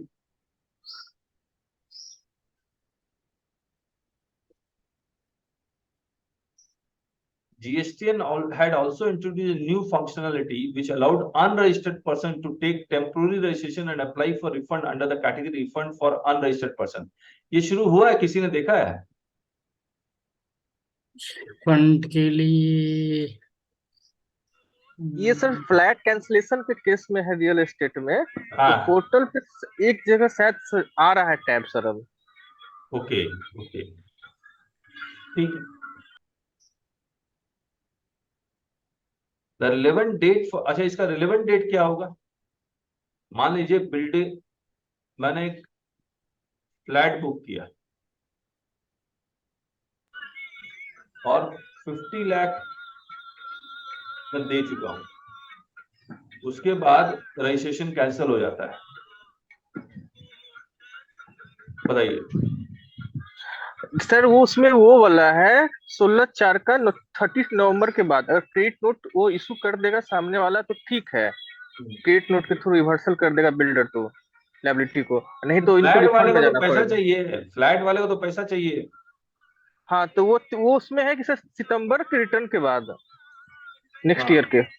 सर नहीं इसमें नहीं, कैसा है, नहीं नहीं ये सर, मैं एक ये बार फ्लैट वाले को फैक्ट जो, बता देता हूँ, एक बार फैक्ट बता देता हूँ। जब आप 50 लाख दिया होगा तो बिल्डर ने इस 50 लाख रुपए पे जीएसटी तो जमा करवा दिया ना गवर्नमेंट को। Yes sir, sir yes sir. GST जमा कर दिया, ऐसा बहुत सारे केस में होता है। लाइक एक मिनट, 90-20 में मैंने कोई फ्लैट बुक किया अमित और जी आज एक जाके मिनट, मैं कैंसिल कर रहा हूँ। अमित जी एक मिनट जी ये सर। 5 लाख रुपए गवर्नमेंट को जमा करवा दिया। अब बिल्डर ये कहता है कि भैया मैं तो 45 लाख रुपया दूंगा तुमको, यस सर, यस सर। बाकी 5 लाख आप गवर्नमेंट से रिफंड लीजिए। हम्म। बैकग्राउंड में गाना बज रहा है, जरा बंद करेंगे। हाँ, तो 5 लाख रुपए रिफंड तो गवर्नमेंट से लेगा। तो ये तो अनरजिस्टर्ड पर्सन है, तो अनरजिस्टर्ड पर्सन रिफंड कैसे लेगा? एक टेम्पोररी आईडी क्रिएट कर लेगा gst.gov.in में for the refund purpose. Hello, हाँ और सर। फिर इसके रिफंड के लिए अप्लाई करेगा तो कितने साल के अंदर अप्लाई करेगा? What will be the time limit? अब बताइए अमित जी क्या बोल रहे थे आप? नहीं सर, मैं भी यही बोल रहा था, क्योंकि ऐसे केसेस में होता है, लाइक 90-20 में मैंने कोई फ्लैट बुक किया और मैं आज कैंसिल कर रहा हूँ बाय एनी रीजन, तो मैं तो यही कहूंगा आप मेरा जीएसटी का पैसा दे दो। वो बोलेंगे हमने तो जमा कर दिया गवर्नमेंट को, आप उनसे लो। तो हाँ यही हो रहा है प्रैक्टिकली प्रॉब्लम। मैं तो मतलब ये छोटी अमाउंट है, मुंबई जैसे हाँ, शहरों में अमाउंट्स इन सीआर में रहते हैं सर, करेक्ट तो वहां पे टैक्स अमाउंट भी बड़ी रहती है, तो उसी के लिए आया था सर ये। करेक्ट। अनिमेश, सर इसमें वो है कि सितंबर क्रेडिट नोट नहीं है कि हम अपने सितंबर के रिटर्न तक कर सकते हैं। अब 30 नवंबर हो गया ड्यू उसका, तो उसके हाँ बाद अगर कोई कैंसिलेशन का रिफंड लेगा तो वो जाना पड़ेगा। अगर विद इन वो सितंबर के रिटर्न तक में एडजस्टमेंट कर लेगा बिल्डर क्रेडिट नोट के थ्रू तो हो सकता है। अच्छा अच्छा, ओके ओके, तो ऐसा पॉसिबल है? हरिमेश, सर बिल्डर पॉसिबल लोग तो है ना, क्यों नहीं है? अगर रेंडर रिफंड में हो रहा है तो जाएंगे पॉसिबल। तो वही होगा, थोड़ा स्क्रूटनी ज्यादा होगा सर, मुश्किल है रिफंड बिल्डर, करना। सर अगर बिल्डर चाहे तो कर सकता है, क्योंकि क्रेडिट नोट का जो टाइम बार है वहां पे देके वो उनको पैसा रिफंड कर सकता है। हाँ लेकिन अगर वो नहीं चाहे तो वो कुछ भी बहाना मार के वो नहीं देगा, फिर हाँ, बोलेगा आप ले लो। ले लो। हाँ, अच्छा तो ये कह रहा है कि मतलब ये अगर उसके पास, बिल्डर के पास टाइम है क्रेडिट नोट इशू करने का, हाँ। तो पूरे 50 लाख का क्रेडिट नोट इशू कर देगा और उतने रुपए से अपना टैक्स लायबिलिटी कम कर लेगा तो कम कर देगा। ओके ओके, हाँ ठीक है, ये भी तरीका अच्छा है, ये भी तरीका अच्छा है। किसी को और कोई ओपिनियन है इसमें? ओके ठीक। इसका ना कोई केस लॉ है मेरे पास, वो मैं ग्रुप में डालूंगा आज। ये जो बाई करते हैं ना बिल्डिंग और फिर कैंसिल हाँ कर देते हैं, उसका हाँ, रिफंड का केस लॉ है मेरे पास, अच्छा ठीक है, और मैं ग्रुप में भेजिए। डालूंगा दोनों आपके पास। थॉट दोनों थॉट चलता है। निमेश ने जो बताया वो बिल्कुल सही बताया है। हाँ हाँ हाँ ठीक है Rajesh. Sir credit note issue करने की भी कोई टाइम लिमिट होती है? हाँ हाँ benefit होती है। Section 6 months. 24 में मिलेगा। आइए, the relevant date for filing refund application would be the date of receipt of good. अच्छा कितने, अच्छा मान लीजिए गवर्नमेंट से रिफंड ले रहा है तो कब तक वो फाइल कर सकता है refund application? 2 years below sir. 2 हाँ, years सर। 2 years. कब से? 2 years कब से? Date of अब देखिए, date of order sir. Date of agreement जो बिल्डर के डेट साथ ऑफ होता है, या date of payment? Date of payment. या date of cancellation?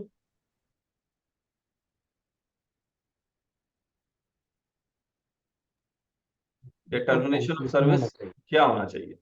Date of cancellation होना चाहिए। Date of cancellation. कैंसिलेशन होना अच्छा, चाहिए। पढ़ते हैं, the relevant date for filing refund application would be the date of receipt of goods और services as per clause this of CGST. अब date of receipt of services, तो services कब receive करेंगे आप? तो एग्रीमेंट हुआ और जितना परसेंटेज कंप्लीट होगा, मतलब रिसीव किया। तो इसका मतलब ये हो गया डेट ऑफ पेमेंट हो गया एक तरह से। The law committee observed that in respect of cases where the supplier and the unregistered person had entered into a long-term contract, public agreement for supply with the mute कर लीजिए please. With a provision for making payment in advance or installment, but if the contract was cancelled or terminated before supply of service, partially or fully, for any reason, there might be no date of receipt of service to the extent supply had not been made or rendered. In this regard, Law Committee recommended that for the purpose of determining the relevant date in such cases, date of issuance of letter of cancellation of the contract oblique agreement for supply by the supplier might be considered as the date of receipt of the services by the applicant. मतलब cancellation से ही ले रहा है ना sir? Cancellation से ले रहा है अगर अगर अगर अगर फिर से पढ़ते हैं. The law committee observed that in respect of cases where the supplier and the unregistered person had entered into a long-term contract agreement for supply with the provision for making payment in advance or installment, but if the contract was cancelled or terminated before supply of service, मैं ओसी आने के पहले there might be no date of receipt of service. अगर date of cancellation ही होगा, क्योंकि receipt of service तो तब होगा जब बिल्डर आपको फ्लैट एलोकेट कर देगा. बिल्डर तो फ्लैट एलोकेट किया नहीं आपको. क्या कहते हैं? Yes. The council agreed with the recommendation of the law committee detailed in this with the proposed amendment and the proposed circular. कोई सर्कुलर आया है क्या इसका? सर्कुलर तो आया है, अमेंडमेंट का याद नहीं मेरे. और जो हम लोग रिफंड की क्लासेस ले रहे हैं उसमें करेंगे हम लोग. अच्छा, अब ये करते हैं डीक्रिमिनलाइजेशन ऑफ सीजीएसटी एक्ट 2017. वैसे तो हमने इसका पूरा डिस्कस किया था फाइनेंस बिल में. मुझे एक बात बताइए, आपका प्रोसिक्यूशन का मतलब बताएंगे क्या होता है?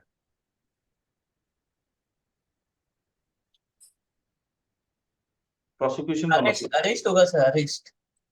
प्रोसिक्यूशन का मतलब ये होगा कि आपको जेल कार्यवाही बोल सकते हैं सर इसको, कार्यवाही. हाँ, मतलब जेल जीएसटी डिपार्टमेंट को और किसी पर्सन को जेल भेजना है तो किस कोर्ट में जाएगा? सेशन कोर्ट में जाके ऑर्डर देगा सर. सेशन कोर्ट में, यानी कि लोअर कोर्ट में जाएगा. फर्स्ट क्लास मजिस्ट्रेट में.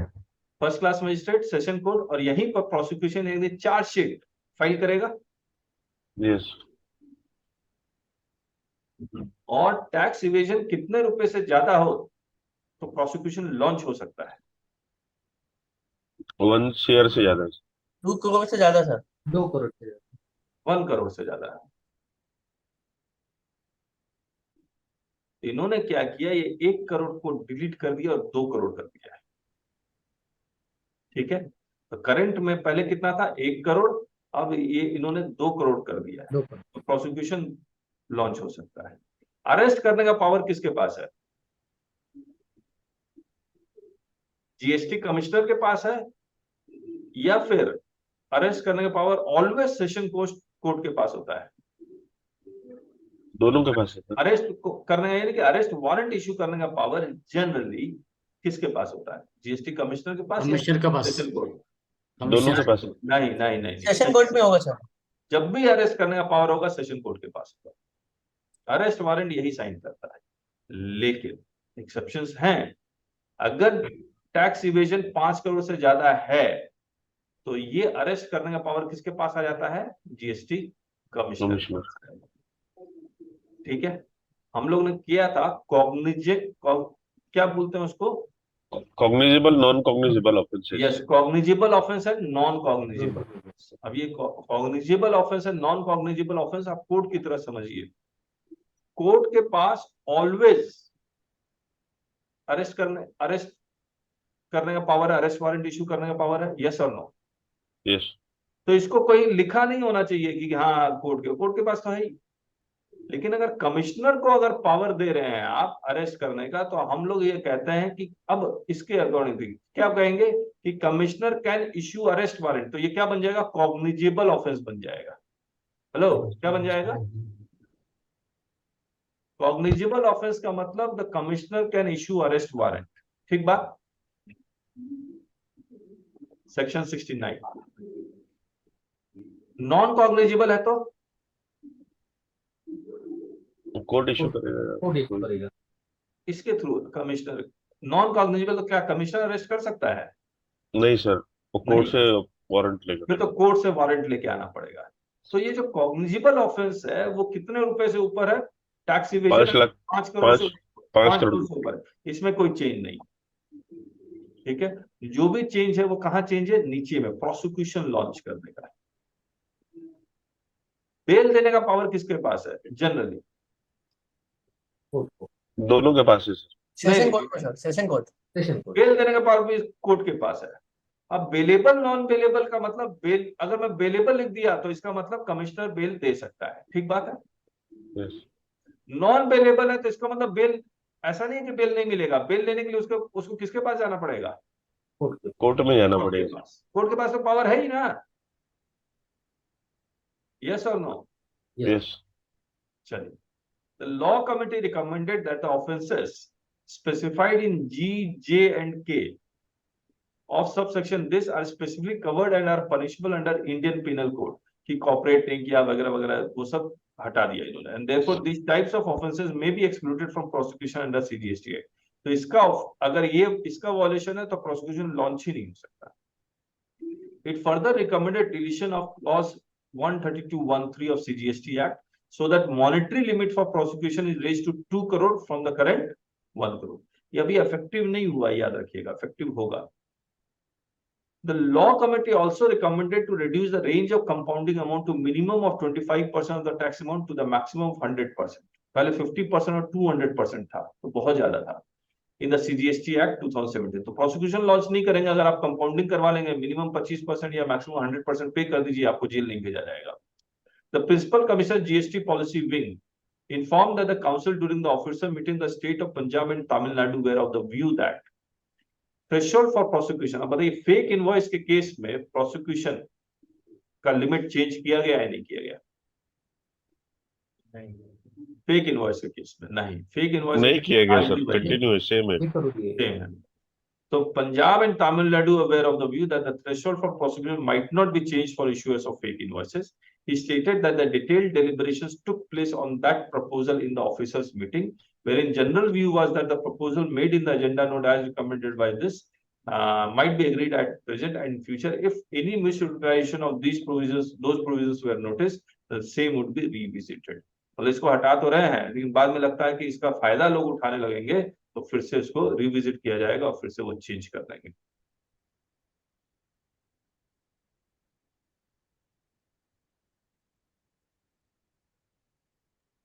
महाराष्ट्र, हाँ कल अपन एक केस लो डिस्कस कर रहे थे, वो 6 करोड़ का जिसके अंदर इवेजन था, तो उसके अंदर ये अरेस्ट वाला केस बन सकता है? हाँ बनेगा सर, बनेगा, लेकिन वहाँ पे इंटेंशन नहीं है सर, वहाँ पे मेंस वगैरह नहीं है। अच्छा वो अलग केस, अच्छा आप वाला केस। हाँ, मेंस वगैरह नहीं है ना सर, उसमें इंटेंशन नहीं है, वहाँ पे आएगा नहीं। यस, और वैसे भी उन्होंने 73 का नोटिस इशू किया, जब भी प्रोसिक्यूशन का होगा तो मेंसरिया होना कंपलसरी है। हाँ, वहाँ पे मेंस वगैरह नहीं है, अरेस्ट में मेंस वगैरह आएगा। यस, हाँ नहीं तो अब तक तो अरेस्ट कर चुके होते। हाँ हाँ, क्विक माइंड होना चाहिए वहाँ पे सर, तब अरेस्ट होगा। Correct correct. The honorable member further elaborated that was often seen that although that had deterrence value, that was impractical to prosecute so many people। चलिए, इसीलिए चार्जशीट फाइल नहीं होते, याद रखिएगा। तो इन्होंने फिर एक गाइडेंस नोट या इंस्ट्रक्शन निकाला कि चार्जशीट आपको इतने महीने के अंदर फाइल करनी है। आपने पढ़ा था हमने आपके साथ, याद अगर होगा तो आपको, और हमारी वेबसाइट में taxbykk.com में वो आपको मिलेगा भी, if I'm not wrong। कहाँ गया वो वेबसाइट? ये फ्री कंटेंट में जाके वहाँ 60 डेज लिखा था प्रोसिक्यूशन लॉन्च करने का। 60 डेज? हाँ, 60 डेज में चार्जशीट फाइल करनी उसकी। जीएसटी तो फिर वो बिल ले सकता है, नहीं तो फिर वो बिल ले सकता है। यस, हाँ, search seizure and arrest, search seizure value summon इसमें मिलेगा आपको, इसमें अरेस्ट होने के बाद हाँ कोर्ट ऐसा बोल सकते हैं कि इतना पैसा भरो करके? क्या मैं समझा नहीं। अरेस्ट होने के बाद हाँ, कोर्ट ऐसा ऑर्डर कुछ देता है क्या, मतलब इतना पैसा भरो करके? इतना पैसा भरने के लिए। मतलब हाँ सर, फॉर एग्जाम्पल हाँ 2 करोड़ का हाँ, ये है। यस यस, कह सकता है। कोर्ट के पास इनहेरिटेंस राइट है, वो कुछ भी कह के आप कंडीशन लगा सकता जमानत अगर देना चाहे तो दे सकता है, है। यस, ओ, वहां रोक नहीं है। ठीक है। The council agreed with the recommendation of the law committee in this is, और ये कर दिया गया। Amendment in Rule 94 and 56 to provide for exclusion of time period for delay in sanction and disbursal of refund where such delay is attributable to the applicant. तो refund का अगर delay होगा तो गवर्नमेंट इंटरेस्ट देती है, yes और no? और delay अगर टैक्स पेयर के कारण है, उसने अपना बैंक अकाउंट ठीक से अपडेट नहीं किया, तो उसमें फिर वो इंटरेस्ट नहीं देगी, वो पीरियड एक्सक्लूड कर देगी।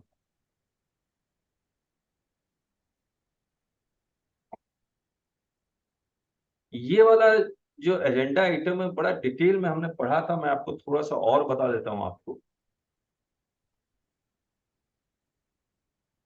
17, 18, 18, 19, 19, 20, 20, 21, ऐसे नहीं लिखता हूं। 1, 2, 3, 4, 5, 6, 7, 5, 6। ठीक है। मान लीजिए यहां पर आपको 74 का नोटिस इशू किया गया। अब 74 का नोटिस यहां इशू किया गया तो वो कितने साल पुराना जा सकता है? 5 साल। 1, 2, 3, 4, 5। अभी एग्जैक्ट डेट नहीं ले रहा हूं, अब ऐसे समझने के लिए। अब आप कोर्ट में गए और कहा कोर्ट को कि भैया 74 तो मेरे को एप्लीकेबल नहीं है, फ्रॉड है नहीं, विलफुल मिसस्टेटमेंट है नहीं, सप्रेशन ऑफ फैक्ट है नहीं, तो मेरे को 73 अप्लाई कीजिए। अब कोर्ट ने एग्री कर गया, ये 73 इज अप्लाई। अब जैसे ही 73 अप्लाई होगा तो अब टैक्स पेयर सॉरी डिपार्टमेंट को दोबारा से टैक्स लायबिलिटी कैलकुलेट करनी पड़ेगी, यस और नो? 73 में कितने साल पुराना पीछे जा सकता है? 3 साल। 3 साल। तो ये हटाना पड़ेगा इसको, इसका तो ये इसमें जो भी लायबिलिटी निकलती थी हो जाएगी, तो फिर इसका वो दोबारा कैलकुलेट करेगा। तो ये पूरा एजेंडा उसी का है। तो डिपार्टमेंट को कोई इंफ्यूजन था कि कैसे करेंगे, और इनकम टैक्स में तो ये काफी सालों से चला रहा है। और लगे हाथ इन्होंने ये भी डिस्कस कर लिया कि 73 का जो टाइम लिमिट है वो इंक्रीज किया जाए। Keeping those circumstances into consider, the time limit for issuing notices under 73 needed to be increased from present time limit to 3 to, ये प्रपोजल है लेकिन ऑब्वियसली माना नहीं गया।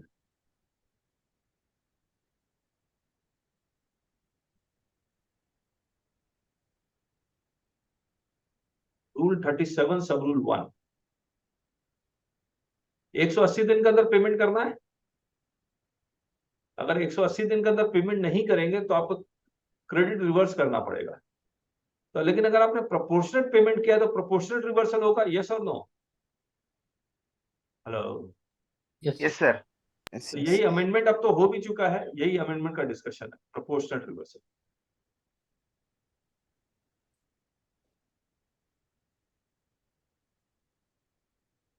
उसके बाद रूल 37A। रूल 37A देखिए क्या कहता है, ये हमने बार बार बहुत बार डिस्कस भी किया है आपके साथ। सेक्शन 16 सबसेक्शन 2 क्लॉज C क्या कहता है, जरा बताएंगे? आपको क्रेडिट कब मिलेगा? अगले ने टैक्स जमा कर दिया। जब supplier has paid your taxes. जी।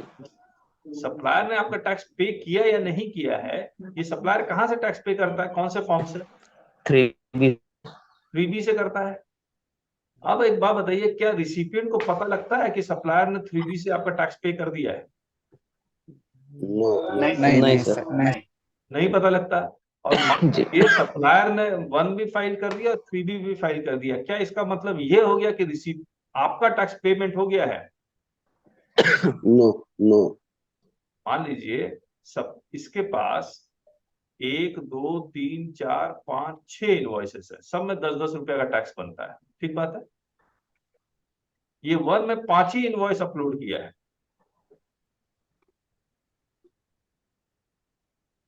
और 3B में ये 5 का टैक्स पे कर दिया। ये रिसिपिएंट का जो इनवॉइस था वो छठा इनवॉइस था, वो छूट गया, इसमें डाला ही नहीं ना, 1 में डाला, और 1 में मान लीजिए 1 में डाला लेकिन B2C में डाल दिया।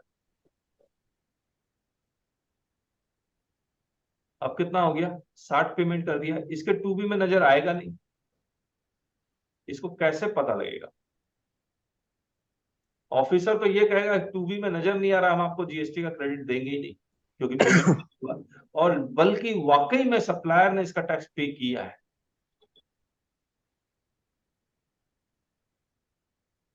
तो ये जो रूल सर 1 और 3 तो मिसमैच हो गया अपने आप। 1 और 3B कहाँ से मिसमैच हो गया सप्लायर का? यहाँ पे 5 डाला और यहाँ पे 6 कर दिया। नहीं, B2C में एक डाला। अच्छा B2C, हाँ। या मान लीजिए B2C में नहीं डाला, उसके बाद लास्ट का पीरियड था, उसने DRC 03 से पेमेंट कर दिया, या B2B में डाला लेकिन इसका जीएसटी नंबर नहीं डाला, किसी और का जीएसटी नंबर गलती से डाल दिया।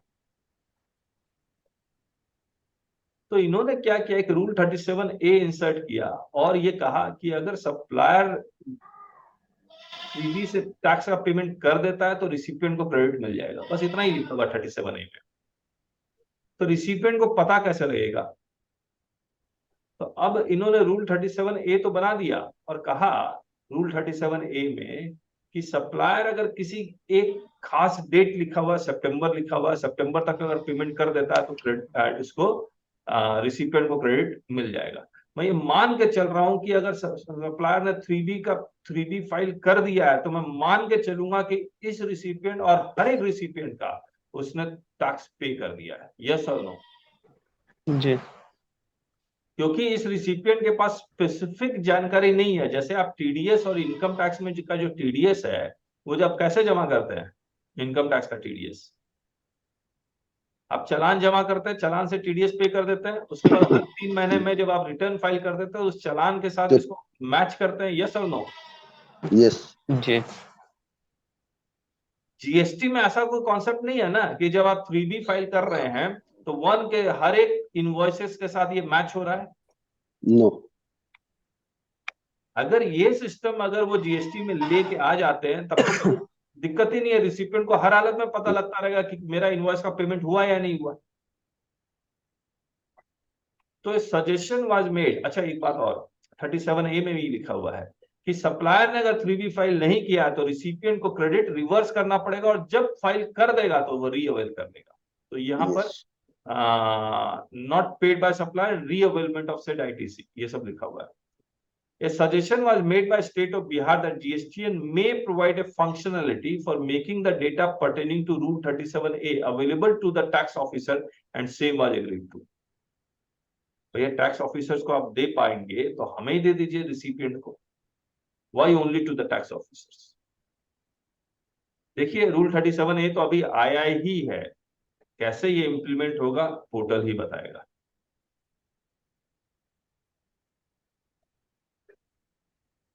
अब ये डिस्कस करते हैं आपके साथ। हमने आपके साथ प्लेस ऑफ सप्लाई, जब आईजीएसटी का भी जो लाइव क्लास चल रहा है उसमें हमने एक बात डिस्कस की थी टेलीकॉम का। प्लेस ऑफ सप्लाई क्या है टेलीकम्युनिकेशन? Prepaid charges.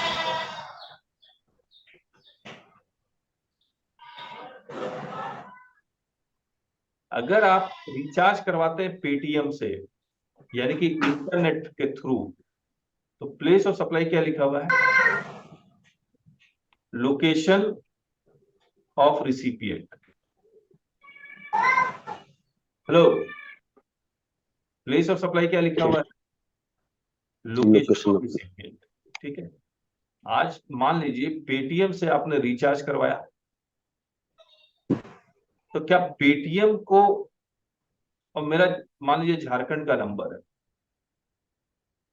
क्या पेटीएम को पता है कि ये रिसिपिएंट झारखंड का है और मेरा एयरटेल का नंबर है?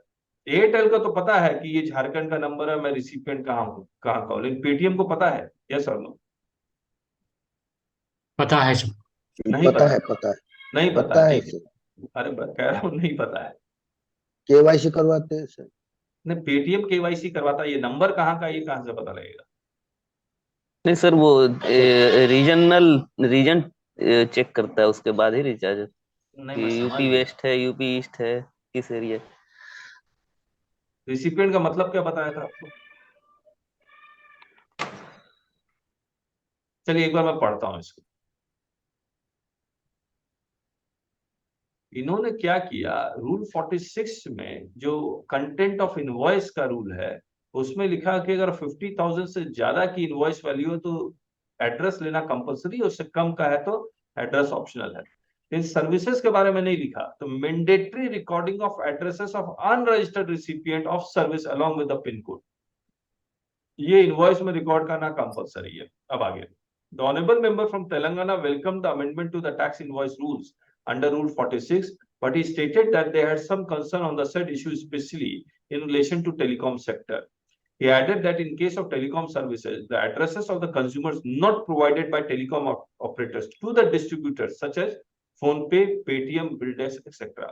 He further stated that when the consumers purchased data from the said distributors, those distributors were not allowed to collect the address, and the operators did not provide those details to the distributors due to TRAI rules. The honorable member stated that the TRAI rules neither allowed the collection of details of addresses, nor did that allow sharing of addresses.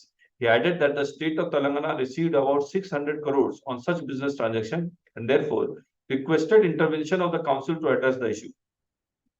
The honorable member further cited the example of BillDesk, जो payment gateway है, which was a payment gateway and a distributor for telecom who had declared place of supply as their state for last 5 years.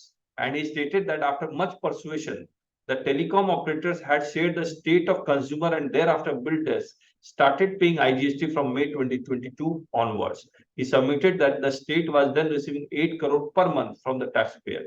Therefore, he emphasized that there might be cases of similarly placed taxpayers in the state. The honorable member requested GSTN and the law committee to take note of that issue and to come up with some rectification or clarification.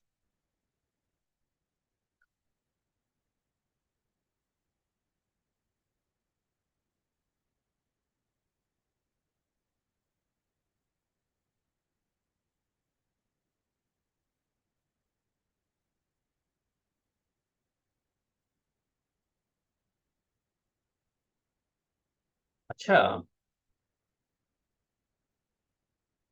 अगर मैं ई commerce operator के through goods का supply करता हूं, जैसे Amazon के through मैं goods का सप्लाई करता हूं, तो मैं कर पाऊंगा without taking registration in GST?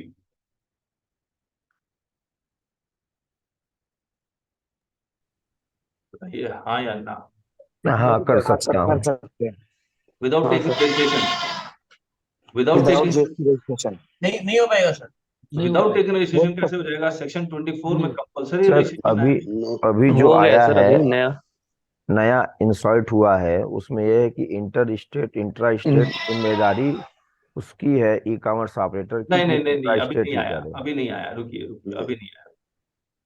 मैंने कहा इफेक्टिव नहीं अनरजिस्टर्ड हुआ है। पर्सन, अनरजिस्टर्ड पर्सन क्या ई कॉमर्स ऑपरेटर के through goods without taking GST registration कर सकता है? नहीं कर सकता। सेक्शन 24 में कंपलसरी रजिस्ट्रेशन चेंज किया है। क्या कंपोजिशन वाला ई कॉमर्स ऑपरेटर के थ्रू गुड्स बेच सकता है इंट्रा स्टेट? हाँ सर, बेच सकता हाँ, ये है। अमेंडमेंट है। इंट्रा स्टेट है। ये अमेंडमेंट आया ये कि अभी अमेंडमेंट है। 1 अक्टूबर 2023 से वो इफेक्टिव करेंगे। हाँ। इंटरस्टेट फिर भी नहीं बेच सकता, ठीक बात है। तो अब देखिए मैं आपको बताता हूं, कंपोजिशन को अलग ढंग से देखेंगे और यूआरपी अनरजिस्टर्ड पर्सन को अलग ढंग से देखेंगे। अनरजिस्टर्ड पर्सन मतलब रजिस्ट्रेशन ही नहीं है। कंपोजिशन का तो रजिस्ट्रेशन है ना। कंपोजिशन में अगर आप रजिस्ट्रेशन लेते हैं तो आप इंटर सप्लाई कर सकते हैं। Can you make interstate supply if you are registered as composition dealer? No, नहीं सर। No. Can you make supply through E commerce operator, चाहे इंटर हो या इंट्रा हो? अभी नहीं के सर। इंटर और इंट्रा दोनों नहीं कर सकते, करेक्ट है। लेकिन अब प्रपोज अमेंडमेंट में क्या आया कि ये इंट्रा कर सकते हैं, फाइनेंस एक्ट 2023 में इंट्रा कर सकते हैं। ठीक बात है। अब यूआरपी की कहानी समझिए। यूआरपी, मैं अगर फिजिकली एक दुकान खोलता हूं और मैं लोकल सप्लाई करता हूं, मैं कर सकता हूं या नहीं कर सकता हूं? कर सकते हैं। मैं फिजिकली एक शॉप खोला और मैं लोकल सप्लाई कर रहा हूं, मैं कर सकता हूं नहीं कर सकता हूं? कर सकते हैं। कितने टर्नओवर तक कर सकता हूं सिर्फ गुड्स की सप्लाई? 40 लाख से नीचे अप टू 40 लाख। कुछ स्टेट्स के लिए 20 लाख ही है, लेकिन मैक्सिमम स्टेट्स के लिए 40 लाख है या नहीं है? लेकिन अगर मैं ई कॉमर्स ऑपरेटर में चला गया तो और लोकली बेचना चाहता हूं तो मैं कर सकता हूं? अरे कह दीजिए हाँ या ना। मुझे सेक्शन 24 में कंपल्सरी रजिस्ट्रेशन लेना पड़ेगा। यस। ये जो अनरजिस्टर्ड पर्सन जीएसटी जमाने से पहले, मुझे याद है मेरे पास कुछ एम्प्लॉइज थे, वो बोलते थे सर हम अमेजन में बहुत कुछ बेचते हैं जीएसटी आने से पहले, लेकिन जैसे ही वो जीएसटी आया अब उनको जीएसटी रजिस्ट्रेशन करवाना ये सब पड़ेगा, तो ये रास्ता इनके लिए बंद हो गया। सही है गलत? Yes sir. ये रास्ता इनके लिए भी खुलना चाहिए। अब आप पढ़ेंगे इसको तो आप देखिए ये क्या कहते हैं। इन्होंने ये रास्ता जीएसटी के काउंसिल मीटिंग में ये रास्ता इनके लिए खोला है, लेकिन जब फाइनेंस एक्ट 2023 में अमेंडमेंट्स आ रही है तो उसमें ये रास्ता नहीं सिर्फ इनके लिए खोला, इनके लिए नहीं खोला।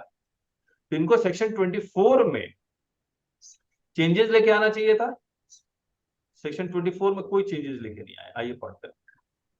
Section 23 subsection 2 for exempting unregistered person, 23 subsection 2 में भी लेके आते हैं, मतलब 24 में लेके आए, 23 2 में लेके आए। For exempting unregistered person from obtaining mandatory registration for supplying goods through E commerce operators subject to certain conditions. और हो सकता है क्योंकि 23 सबसेक्शन 2 में तो नोटिफिकेशन से थ्रू आएगा, ये एक नोटिफिकेशन ले आएंगे आ जाएगा।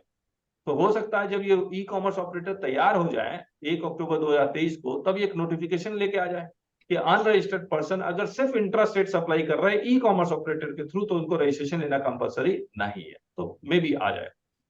Further, 2 separate notifications needed to be issued under section 148 for providing special procedure to be followed by the electronic commerce operator. One in respect of supplies goods through them by unregistered persons, and second in respect of goods supplied through them by composition taxpayers. तो composition taxpayers का जितना changes लाना था वो ले आए। Unregistered person का मुझे लगता है सिर्फ नोटिफिकेशन से हो जाना चाहिए। The honorable member from Haryana stated that there was requirement for validation on the portal that an unregistered supplier should not be able to get enrolled on the portal from more than one state.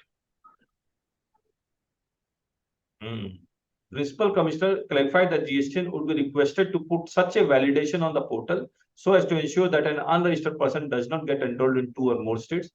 The council agreed.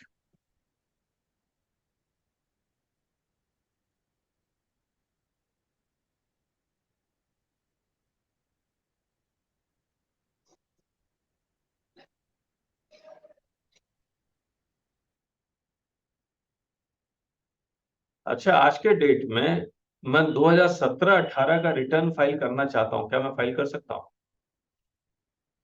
2017-18 का मैंने annual return file नहीं किया है, मैं file कर सकता हूं? Yes sir, कर सकते हैं। 30 जून तक सर, 30 जून तक।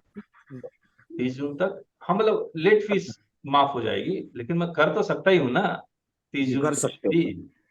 अब ये लोग क्या कर रहे हैं कि TDS return, TCS return 1, 3B सब में एक लिमिट लगा रहे हैं कि 3 साल बाद आप कुछ नहीं फाइल कर सकते। 3 साल। अब ये क्यों ऐसा लगा रहे हैं? तो हमने बहुत दिमाग लगाया था। जब ये 48 जीएसटी काउंसिल मीटिंग आई तो ये कहा कि भैया सर्वर पे लोड बहुत हो रहा है, ह्यूज डेटा साइज, इसीलिए वो क्या कह रहे हैं कि भैया 3 साल की लिमिट लगा दो, उसके बाद रिटर्न फाइल कर ही नहीं पाएंगे। While deliberating on the proposed data archival policy for the GST portal, the law committee recommended that the maximum time limit for filing returns or statement be fixed as 3 years beyond the due date of filing, and accordingly CGST Act 2017 be amended by inserting this. तो हर जगह 37 में insert कर दिया, 1 हो गया, 3B हो गया, annual return हो गया, और 5215 यानी कि TCS रिटर्न हो गया, फाइल ही नहीं होता।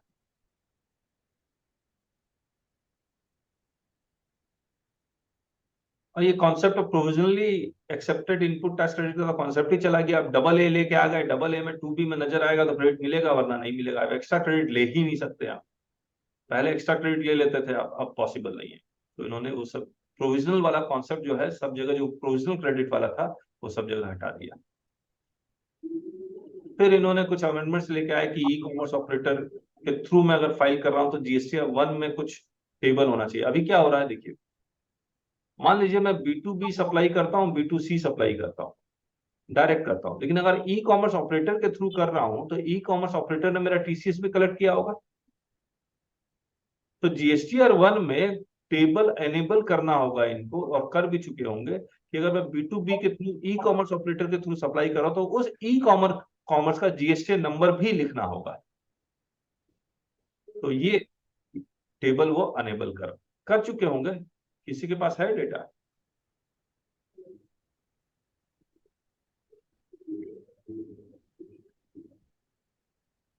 ये पैरा 7, 8 और 8B जो हाई सी सेल है, जैसे ये इंडिया है, यहाँ पर एक बंदा बैठा हुआ है, और यहाँ USA है, ये कनाडा है। ना आपको हमने IGST की लाइव क्लास में डिस्कस किया था, मैं एक बार और आपके लोग के साथ जो नए हैं, जो IGST क्लास नहीं कर रहे, उनके साथ डिस्कस कर रहा हूँ। इसने इसको एक ऑर्डर दिया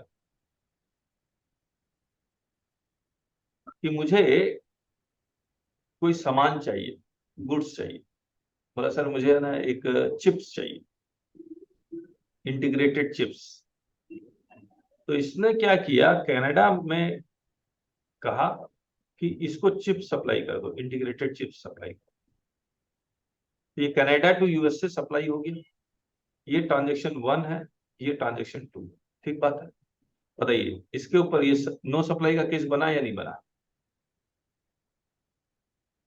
नो सप्लाई बना। अब देखिए होगा कैसे। इसने इसको ऑर्डर दिया, तो कनाडा वाला जो इनवॉइस इशू करेगा वो किसके नाम पे इशू करेगा? ये मान लीजिए इंडिया है, इंडिया वाले के इंडिया नाम के ऊपर करेगा, इसको इशू कर देगा, इंडिया को शेयर करेगा, इसको इशू कर देगा, फिर इंडिया वाला किसको इशू कर देगा? USA वाला को। USA वाले को, करेक्ट है। और ये बीच में इंडिया वाला कमीशन खा रहा है। आप मुझे एक बात बताइए, क्या इंडिया वाला अपने बैलेंस शीट या प्रॉफिट और लॉस अकाउंट में परचेज और सेल दोनों की फिगर डालेगा या नहीं डालेगा? डालेगा सर। डालेगा। तो डालेगा तो GST देना पड़ेगा या नहीं देना पड़ेगा? नहीं लगेगा सर। अरे मान लीजिए 7 पैरा 7 ये सब नहीं होता तो तब की बात पूछ रहा हूं आपसे।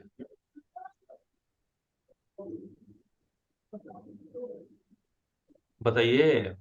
लेकिन सर आएगा नहीं, तो टेरिटरी में ही नहीं आया। नहीं नहीं वो सब भूल जाइए, प्लेस ऑफ सप्लाई भी सर मानना पड़ेगा ना, कहाँ पे आएगा? तो प्लेस ऑफ सप्लाई में तो आ ही जाएगा, 75A एप्लीकेबल हो जाएगा या C एप्लीकेबल होगा, कुछ ना कुछ तो एप्लीकेबल हो ही जा रहा है। कहने का मतलब ये कि इसको इसके ऊपर GST देना पड़ेगा। कमीशन अर्न किया तो कमीशन पे देगा, वैसे तो प्लस। तो इसीलिए इन्होंने कहा, क्यों वैसे तो ये स्क्वायरली it was falling in GST, इस पे GST लगना चाहिए, लेकिन इन्होंने पैराग्राफ 7 में ये लिख दिया कि अगर the goods are not entering into India, इसको हम नो सप्लाई मानेंगे। मैं आपको याद कीजिए IGST की लाइव क्लास में बोला था, ये इफेक्टिव जो हुआ था 1 फरवरी 2019 से हुआ था।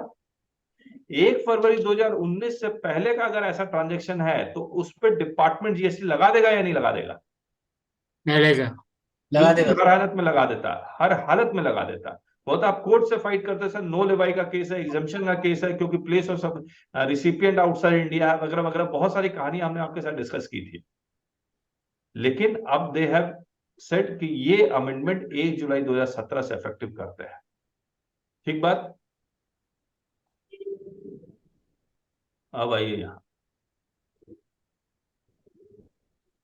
DRC 01B 1 और 3B में अगर डिफरेंस है तो आपको DRC 01B इशू हो जाएगा।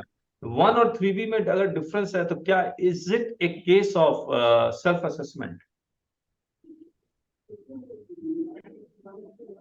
बता दीजिए। सेल्फ असेसमेंट हो गया ना सर? सेल्फ असेसमेंट का केस बनेगा या नहीं बनेगा? बिल्कुल बनेगा। इन्होंने 75 सबसेक्शन 12 में सेल्फ असेसमेंट का डेफिनेशन भी चेंज किया। और is it your admitted liability 1 versus 3B में अगर डिफरेंस है, is it your admitted liability? Yes. हाँ जी, यस यस, लायबिलिटी है sir. Not necessary, not necessary. 1 में आप गलत एंट्री कर सकते हैं या नहीं कर सकते? 3B में भी तो हो सकता है गलत सर। 3B में भी गलत हो सकता है। ये भी हो सकता है कि 1 वर्सेस 3B 17-18 का है, 18-19 में आपने पेमेंट किया है। पॉसिबल या नॉट पॉसिबल? तो 17-18 में का अगर आप 3B देखेंगे 1 वर्सेस 3B तो डिफरेंस होगा, लेकिन 17-18, 18-19 को क्यूमुलेटिव देखेंगे तो डिफरेंस नहीं है। तो आपको नोटिस तो देगा ना पहले कि नहीं 1 वर्सेस 3B है, चलिए पेमेंट कीजिए, हम रिकवरी स्टार्ट कर देंगे directly. Is it possible? Possible. अरे फिर पॉसिबल। आपको नोटिस देगा, आपसे पूछेगा, एक्सप्लेनेशन पूछेगा, तब तो रिकवरी प्रोसीडिंग शुरू करेगा। वही तो सर बोले, नोटिस देगा वो तो पॉसिबल है सर। हाँ, नोटिस पॉसिबल है, रिकवरी पॉसिबल नहीं है। ठीक है, तो ये सारी कहानी वही लिख रहे हैं ये कि ये जो DRC 01B का नोटिस है वो ऑटो आएगा, GST पोर्टल के थ्रू आएगा। और उन्होंने ये कहा कि कहाँ लिखा हुआ, उस नोटिस का जवाब देना होगा। नहीं जवाब देंगे तो हम GST 1 आपका ब्लॉक कर देंगे। Further, he informed that the law committee felt that mechanism should be based on a system-based identification of the taxpayers based on certain approved risk criteria and procedure of auto compliance on the part of the taxpayer to explain yet take remedial action in respect of such difference.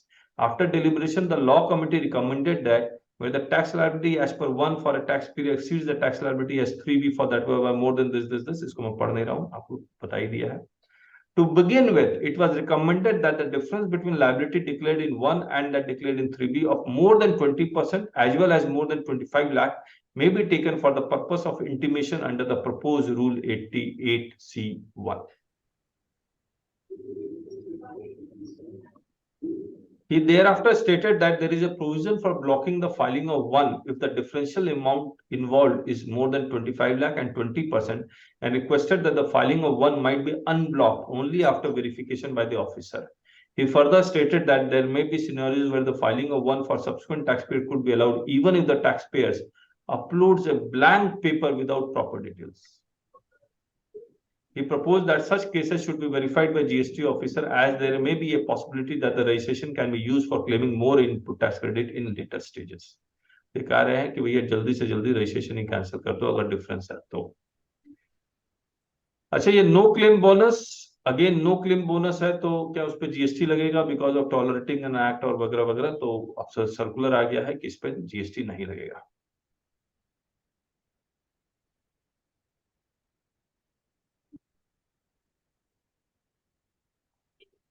अच्छा, ई invoice में बताइए मुझे, banking company को क्या ई invoice compulsory है? नहीं sir, नहीं sir, नहीं होगा, नहीं हम लोग का सर। कोई मूवमेंट ऑफ गुड्स है ही नहीं, सर्विस है सर।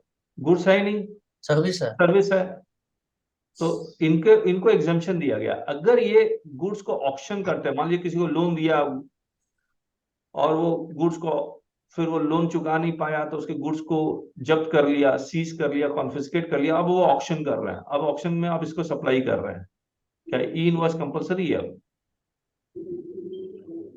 अब बैंकिंग एग्जाम्प्ट कर दिया वो तो नहीं लगेगा। Banking company as a whole is exempt, चाहे वो गुड्स की सप्लाई करे या सर्विसेज की सप्लाई करे। ठीक, तो ये क्लैरिफिकेशन है। नाले बन जाए ना लाइट दी म्यूट कर लीजिए। अच्छा, ये सर्कुलर वो लेके भी आ गए और हमने काफी डिस्कस भी कर लिया कि 2A और 3B में अगर डिफरेंस है तो सप्लायर का सर्टिफिकेट ले लेगा, 5 लाख से ज्यादा है तो CA का सर्टिफिकेट ले लेगा, और ये इंश्योर हो जाएगा कि सेक्शन 16 सबसेक्शन 2 क्लॉज C का कंप्लायंस हो चुका है। कितने लोगों ने इसका फायदा उठाया है? फायदा या ऑफिसर ने ये बात मान ली कि चलिए सर्टिफिकेट है तो हम क्रेडिट देंगे? किसी का कोई एक्सपीरियंस? मैंने किया है सर एक। हाँ सर, मेरा भी था 1 लाख का था। 1 लाख का था, मान गया था ऑफिसर? जी जी, ऑर्डर भी आ गया है चलिए, ड्राफ्ट करने का। मुबारक। फिर आपका केस आईबीसी में चला जाता है और आईबीसी क्या करता है कि जीएसटी का देनदारी है आपका 1 करोड़ था, उसको रिड्यूस करके 20 लाख कर देता है। आपका डीआरसी 07 आया हुआ या डीआरसी 13 आया हुआ जिसमें रिकवरी कितने रुपए की होनी है? 1 करोड़ की होनी है। आपके पास आईबीसी का ऑर्डर है कि आपको देनदारी अब कितने रुपए की? 20 लाख की है। तो डिपार्टमेंट को डीआरसी 13 को अमेंड करके 1 करोड़ को रिड्यूस करके 20 लाख करना होगा। ये इन्होंने एक किया है। Law committee deliberated on the issue and was of the view that in cases where a confirmed demand for recovery had been issued by the tax authorities, for which summary had been issued in 7 or 7A against the corporate debtor, and where the proceeding had been finalized against the corporate debtor under IBC, reducing the amount of statutory dues payable by the corporate debtor to the government under CGST Act or under existing laws, the Jurisdictional Commission should issue an intimation in 25, reducing such demand to the taxable person or any other person as well as with whom recovery proceedings were pending.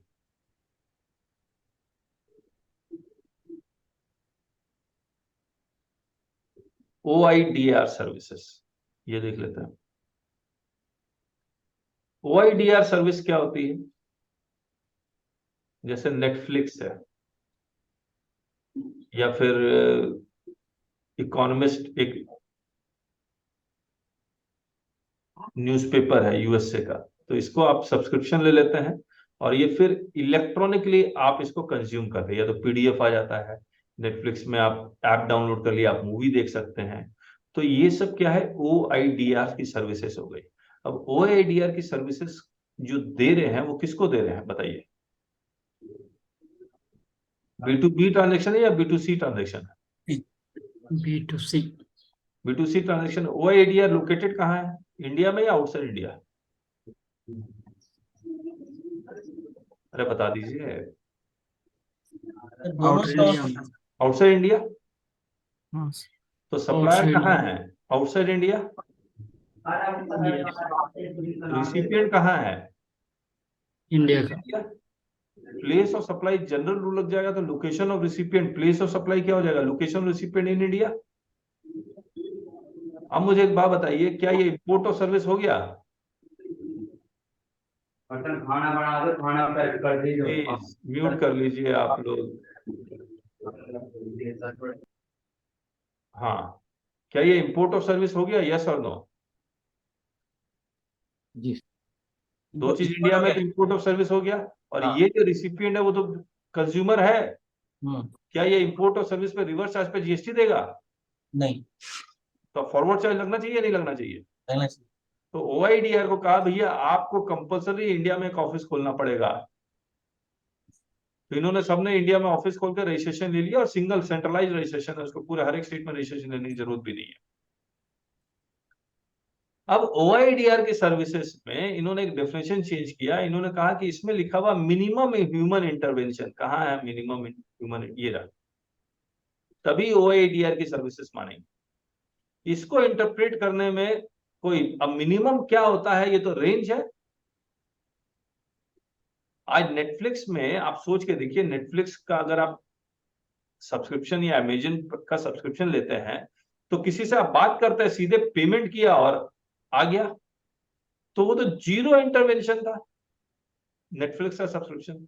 तो इन्होंने कहा कि ये range है तो इसको इन्होंने हटा दिया ताकि लिटिगेशन कम से कम। नहीं, मेरा क्लास है ना, क्लास होने के बाद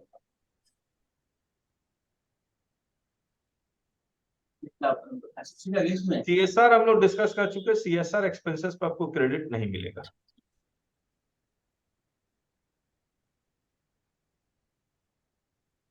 ट्वेल्व 8 में एक प्रोवाइजो था जहां पर डेस्टिनेशन ऑफ गुड्स सप्लाई बन रहा था, वो हटा दिया है। अच्छा, एक रूल आया है, सेक्शन आया 159A, where they will be sharing the data. तो ये डेटा शेयर करने का पूरा इन्होंने बनाया हुआ है कि डेटा कैसे शेयर होगा। पहले आपसे परमिशन लेंगे तभी डेटा शेयर हो पाएगा।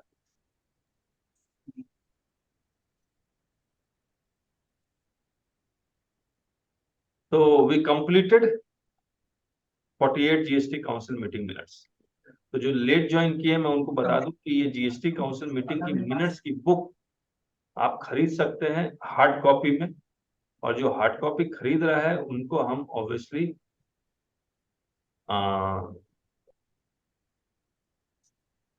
पीडीएफ जरूर दे रहे हैं। जीएसटी बुक्स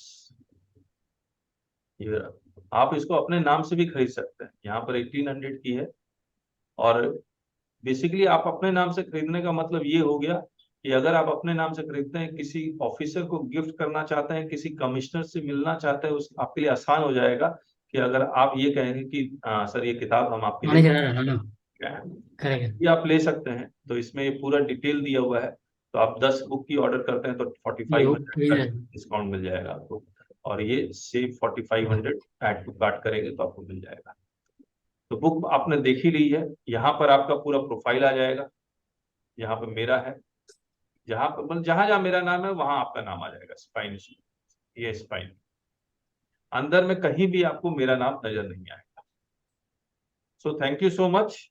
अगर आप जो नए हैं, मैं चाह रहा हूँ एक बार उनसे बात कर ले, वीडियो ऑन कर ले। डी विजय कुमार, दीपक जी, वेनु जी, उमेश पांडे जी, अगर आप वीडियो ऑन कर लेंगे तो मैं आप लोग से बात कर लूंगा। अमोल जी नमस्ते। सर जी मैं वेणुआर प्रभु कैलाश है जी, टैक्सेशन एक्सपर्ट ग्रुप से। बिल्कुल बिल्कुल पहचान लिया सर, नमस्ते। ओके जी, थैंक यू जी, नमस्ते नमस्ते। हाँ, कैसा रहा सेशन आज का? ठीक है, अच्छा है जी, अच्छा है। आपका मैं पहले भी अटेंड किया था। ओके, एकदम अच्छा है, बढ़िया है। Okay okay, thank you so much Venu ji. Amol ji नमस्ते। डी विजय कुमार, दीपक,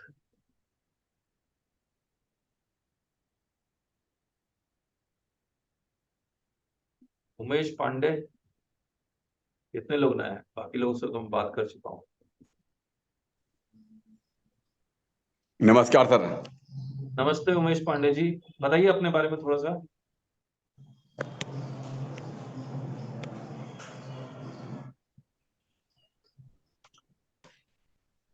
उमेश जी। सर आवाज नहीं आ रही सर? हाँ अब आवाज आई, आवाज चली गई थी। वीडियो ऑन कर सकते हैं तो बहुत अच्छा, नहीं तो ऑडियो में भी बात कर सकते हैं। सर डिस्टर्बेंस आ रहा था मान नेट का सर। अच्छा, बताइए अपने बारे में बताइए। सर मैं उमेश पांडे, एडवोकेट, कानपुर शहर में इनकम टैक्स जीएसटी प्रैक्टिस करता हूँ सर मैं। अच्छा, ओके एडवोकेट हैं आप। ओके, कानपुर में सर। ओके। और मनोज साथी में मनोज जी से पटली मुलाकात है, छेदकारा साहब से पटली मुलाकात दिल्ली में हो चुकी है 3-4 बार। किसके साथ? राकेश छेदकारा साहब से। अच्छा, मतलब हम लोग पर्सनली मिले हैं? नहीं आज तक मुलाकात नहीं हो पाई, कुछ टाइम नहीं हो पाया, उस समय कुछ लेट हो गया था, तब मुलाकात एकदम तो। ओके। अच्छा भगवान चाहेगा दिल्ली आऊंगा, पटली मुलाकात जरूर करूंगा मैं आपसे। मेरे सबसे पहले आपसे शुभकामनाएं लेनी मेरे को सर। धन्यवाद उमेश जी, लेकिन मैं दिल्ली अब नहीं रहता हूँ, अब मैं झारखंड बोकारो में रहता हूँ। अच्छा तो सर ये अच्छा तो सर ये मनोज जी वहां पे कॉन्फ्रेंस करेंगे, उसमें अगस्त में आने मूड बना रहा हूँ आने का। अगर आऊंगा राहुल किला तो मुलाकात करूंगा मैं। हाँ श्योर। और कैसा रहा आज का सेशन? सौभाग्य आपसे वार्ता करने का अवसर मेरे को प्राप्त हुआ। धन्यवाद उमेश जी, सेम ईयर। आज का सेशन कैसा रहा? बहुत अति सुंदर ज्ञानवर्धक। Okay, thank you. नमस्कार। नमस्ते सर। नमस्ते गोपीनाथ जी, आपसे तो बात हाँ हुई, बताइए। हाँ सर हम कर्नाटक से बात कर रहे सर, ओन प्रैक्टिस है। हाँ सर, आज का तो सर सेशन है 48 जीएसटी काउंसिल मीटिंग सर, बहुत अच्छा था सर। ई कॉमर्स ऑपरेटिंग बहुत अच्छा है sir. Okay, thank you so हाँ much. Okay sir, thank you. Okay नमस्ते सर। नमस्ते। और 48 जीएसटी मतलब 1 से लेकर 48 तक कितने लोगों ने पूरा सुना था? हम लोग कितने लोगों ने लगातार सुना है हमारे साथ? हमने तो पूरा पढ़ा है। बक्सेट हाँ, बख्शेटी जी आपने सुना है। Yes yes. जी। राजेश सर है। राजेश जी ने भी पूरा सुना है। ठीक बात। अच्छा, आज मैंने भी पूरा सुना। जी। राकेश जी मैं भी आप? सुना है साहब। अच्छा, गुड गुड गुनादार जी, गुड। सब मैंने ये बुक कर देता। हाँ आया हाँ, साहब मेरे को कुरियर से आया। कैसा लग रहा है?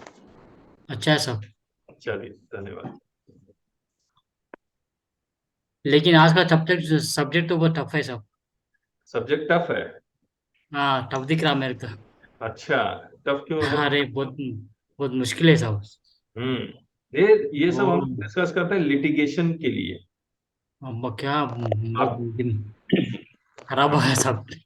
हाँ, गलत को समझे साहब। जो जीएसटी कंप्लायंस में है, जो रिटर्न ये सब फाइल कर रहे हैं, उनके लिए जीएसटी आसान है। लेकिन जो जीएसटी लिटिगेशन में जा रहा है, जिनका एरिया जीएसटी लिटिगेशन में जाना है, डिपार्टमेंट के नोटिस को डिस्कस करना है, वहां पर ये चीजें बहुत ज्यादा कॉम्प्लिकेटेड होती जाती है। वहां बहुत है पर साहब से। हाँ, क्लाइंट को आपको निकालना होता है जीएसटी के डिमांड से, तो वहां टाइम पर बहुत स्पेंड आपको करना पड़ता। हाँ, फिर तो स्टडी बहुत करना पड़ेगा आपको। टाइम तो बहुत स्पेंड करना पड़ता। Yes yes. क्या ये कौन सी बुक है सर? ये तो इनकम टैक्स की बुक दिखलाई जो हमने लिखी हुई है। अच्छा, हम्म।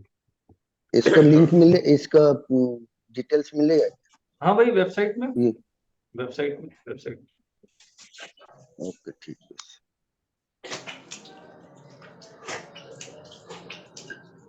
और कोई कुछ कहना चाहता है?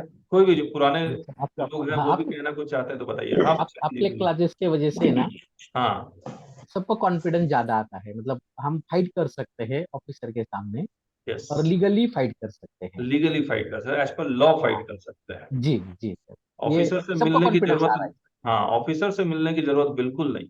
नहीं आ हाँ हाँ आप रिप्लाई ऐसा बनाइए कि ऑफिसर से मिलने की जरूरत पड़े ही नहीं।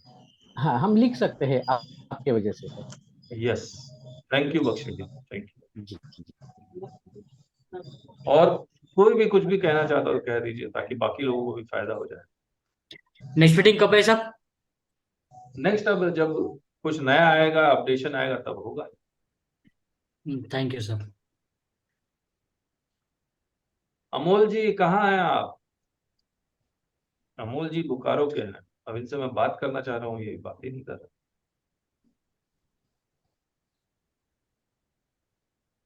प्रतीक। हाँ जी सर। हाँ, बताओ कैसा रहा आज का सेशन? सर मैंने पहली बार ली जीएसटी काउंसिल मीटिंग का सेशन तो आपके साथ। हाँ तो सर एक तो सर अपन लो पढ़ते हैं और ये लो के पीछे का इंटेंट समझ आता है सर इससे अपन को। यस। तो सर ये काफी अच्छा लगा पढ़ के कि डिपार्ट कैसे कैसे वहाँ पे लोग बात करते हैं, कितना उनका माइंड लगता है एक लो हाँ। बनाने में, कितनी कमिटीज बैठती है। वो और सब आने वाले समय में क्या होने वाला है उसका भी आइडिया लगता है। क्या क्या होगा वो भी पहले डिस्कस होता है सर। Yes yes.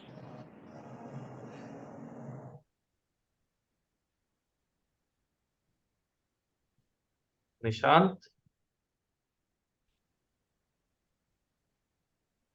चलिए फिर मिलते हैं सभी से।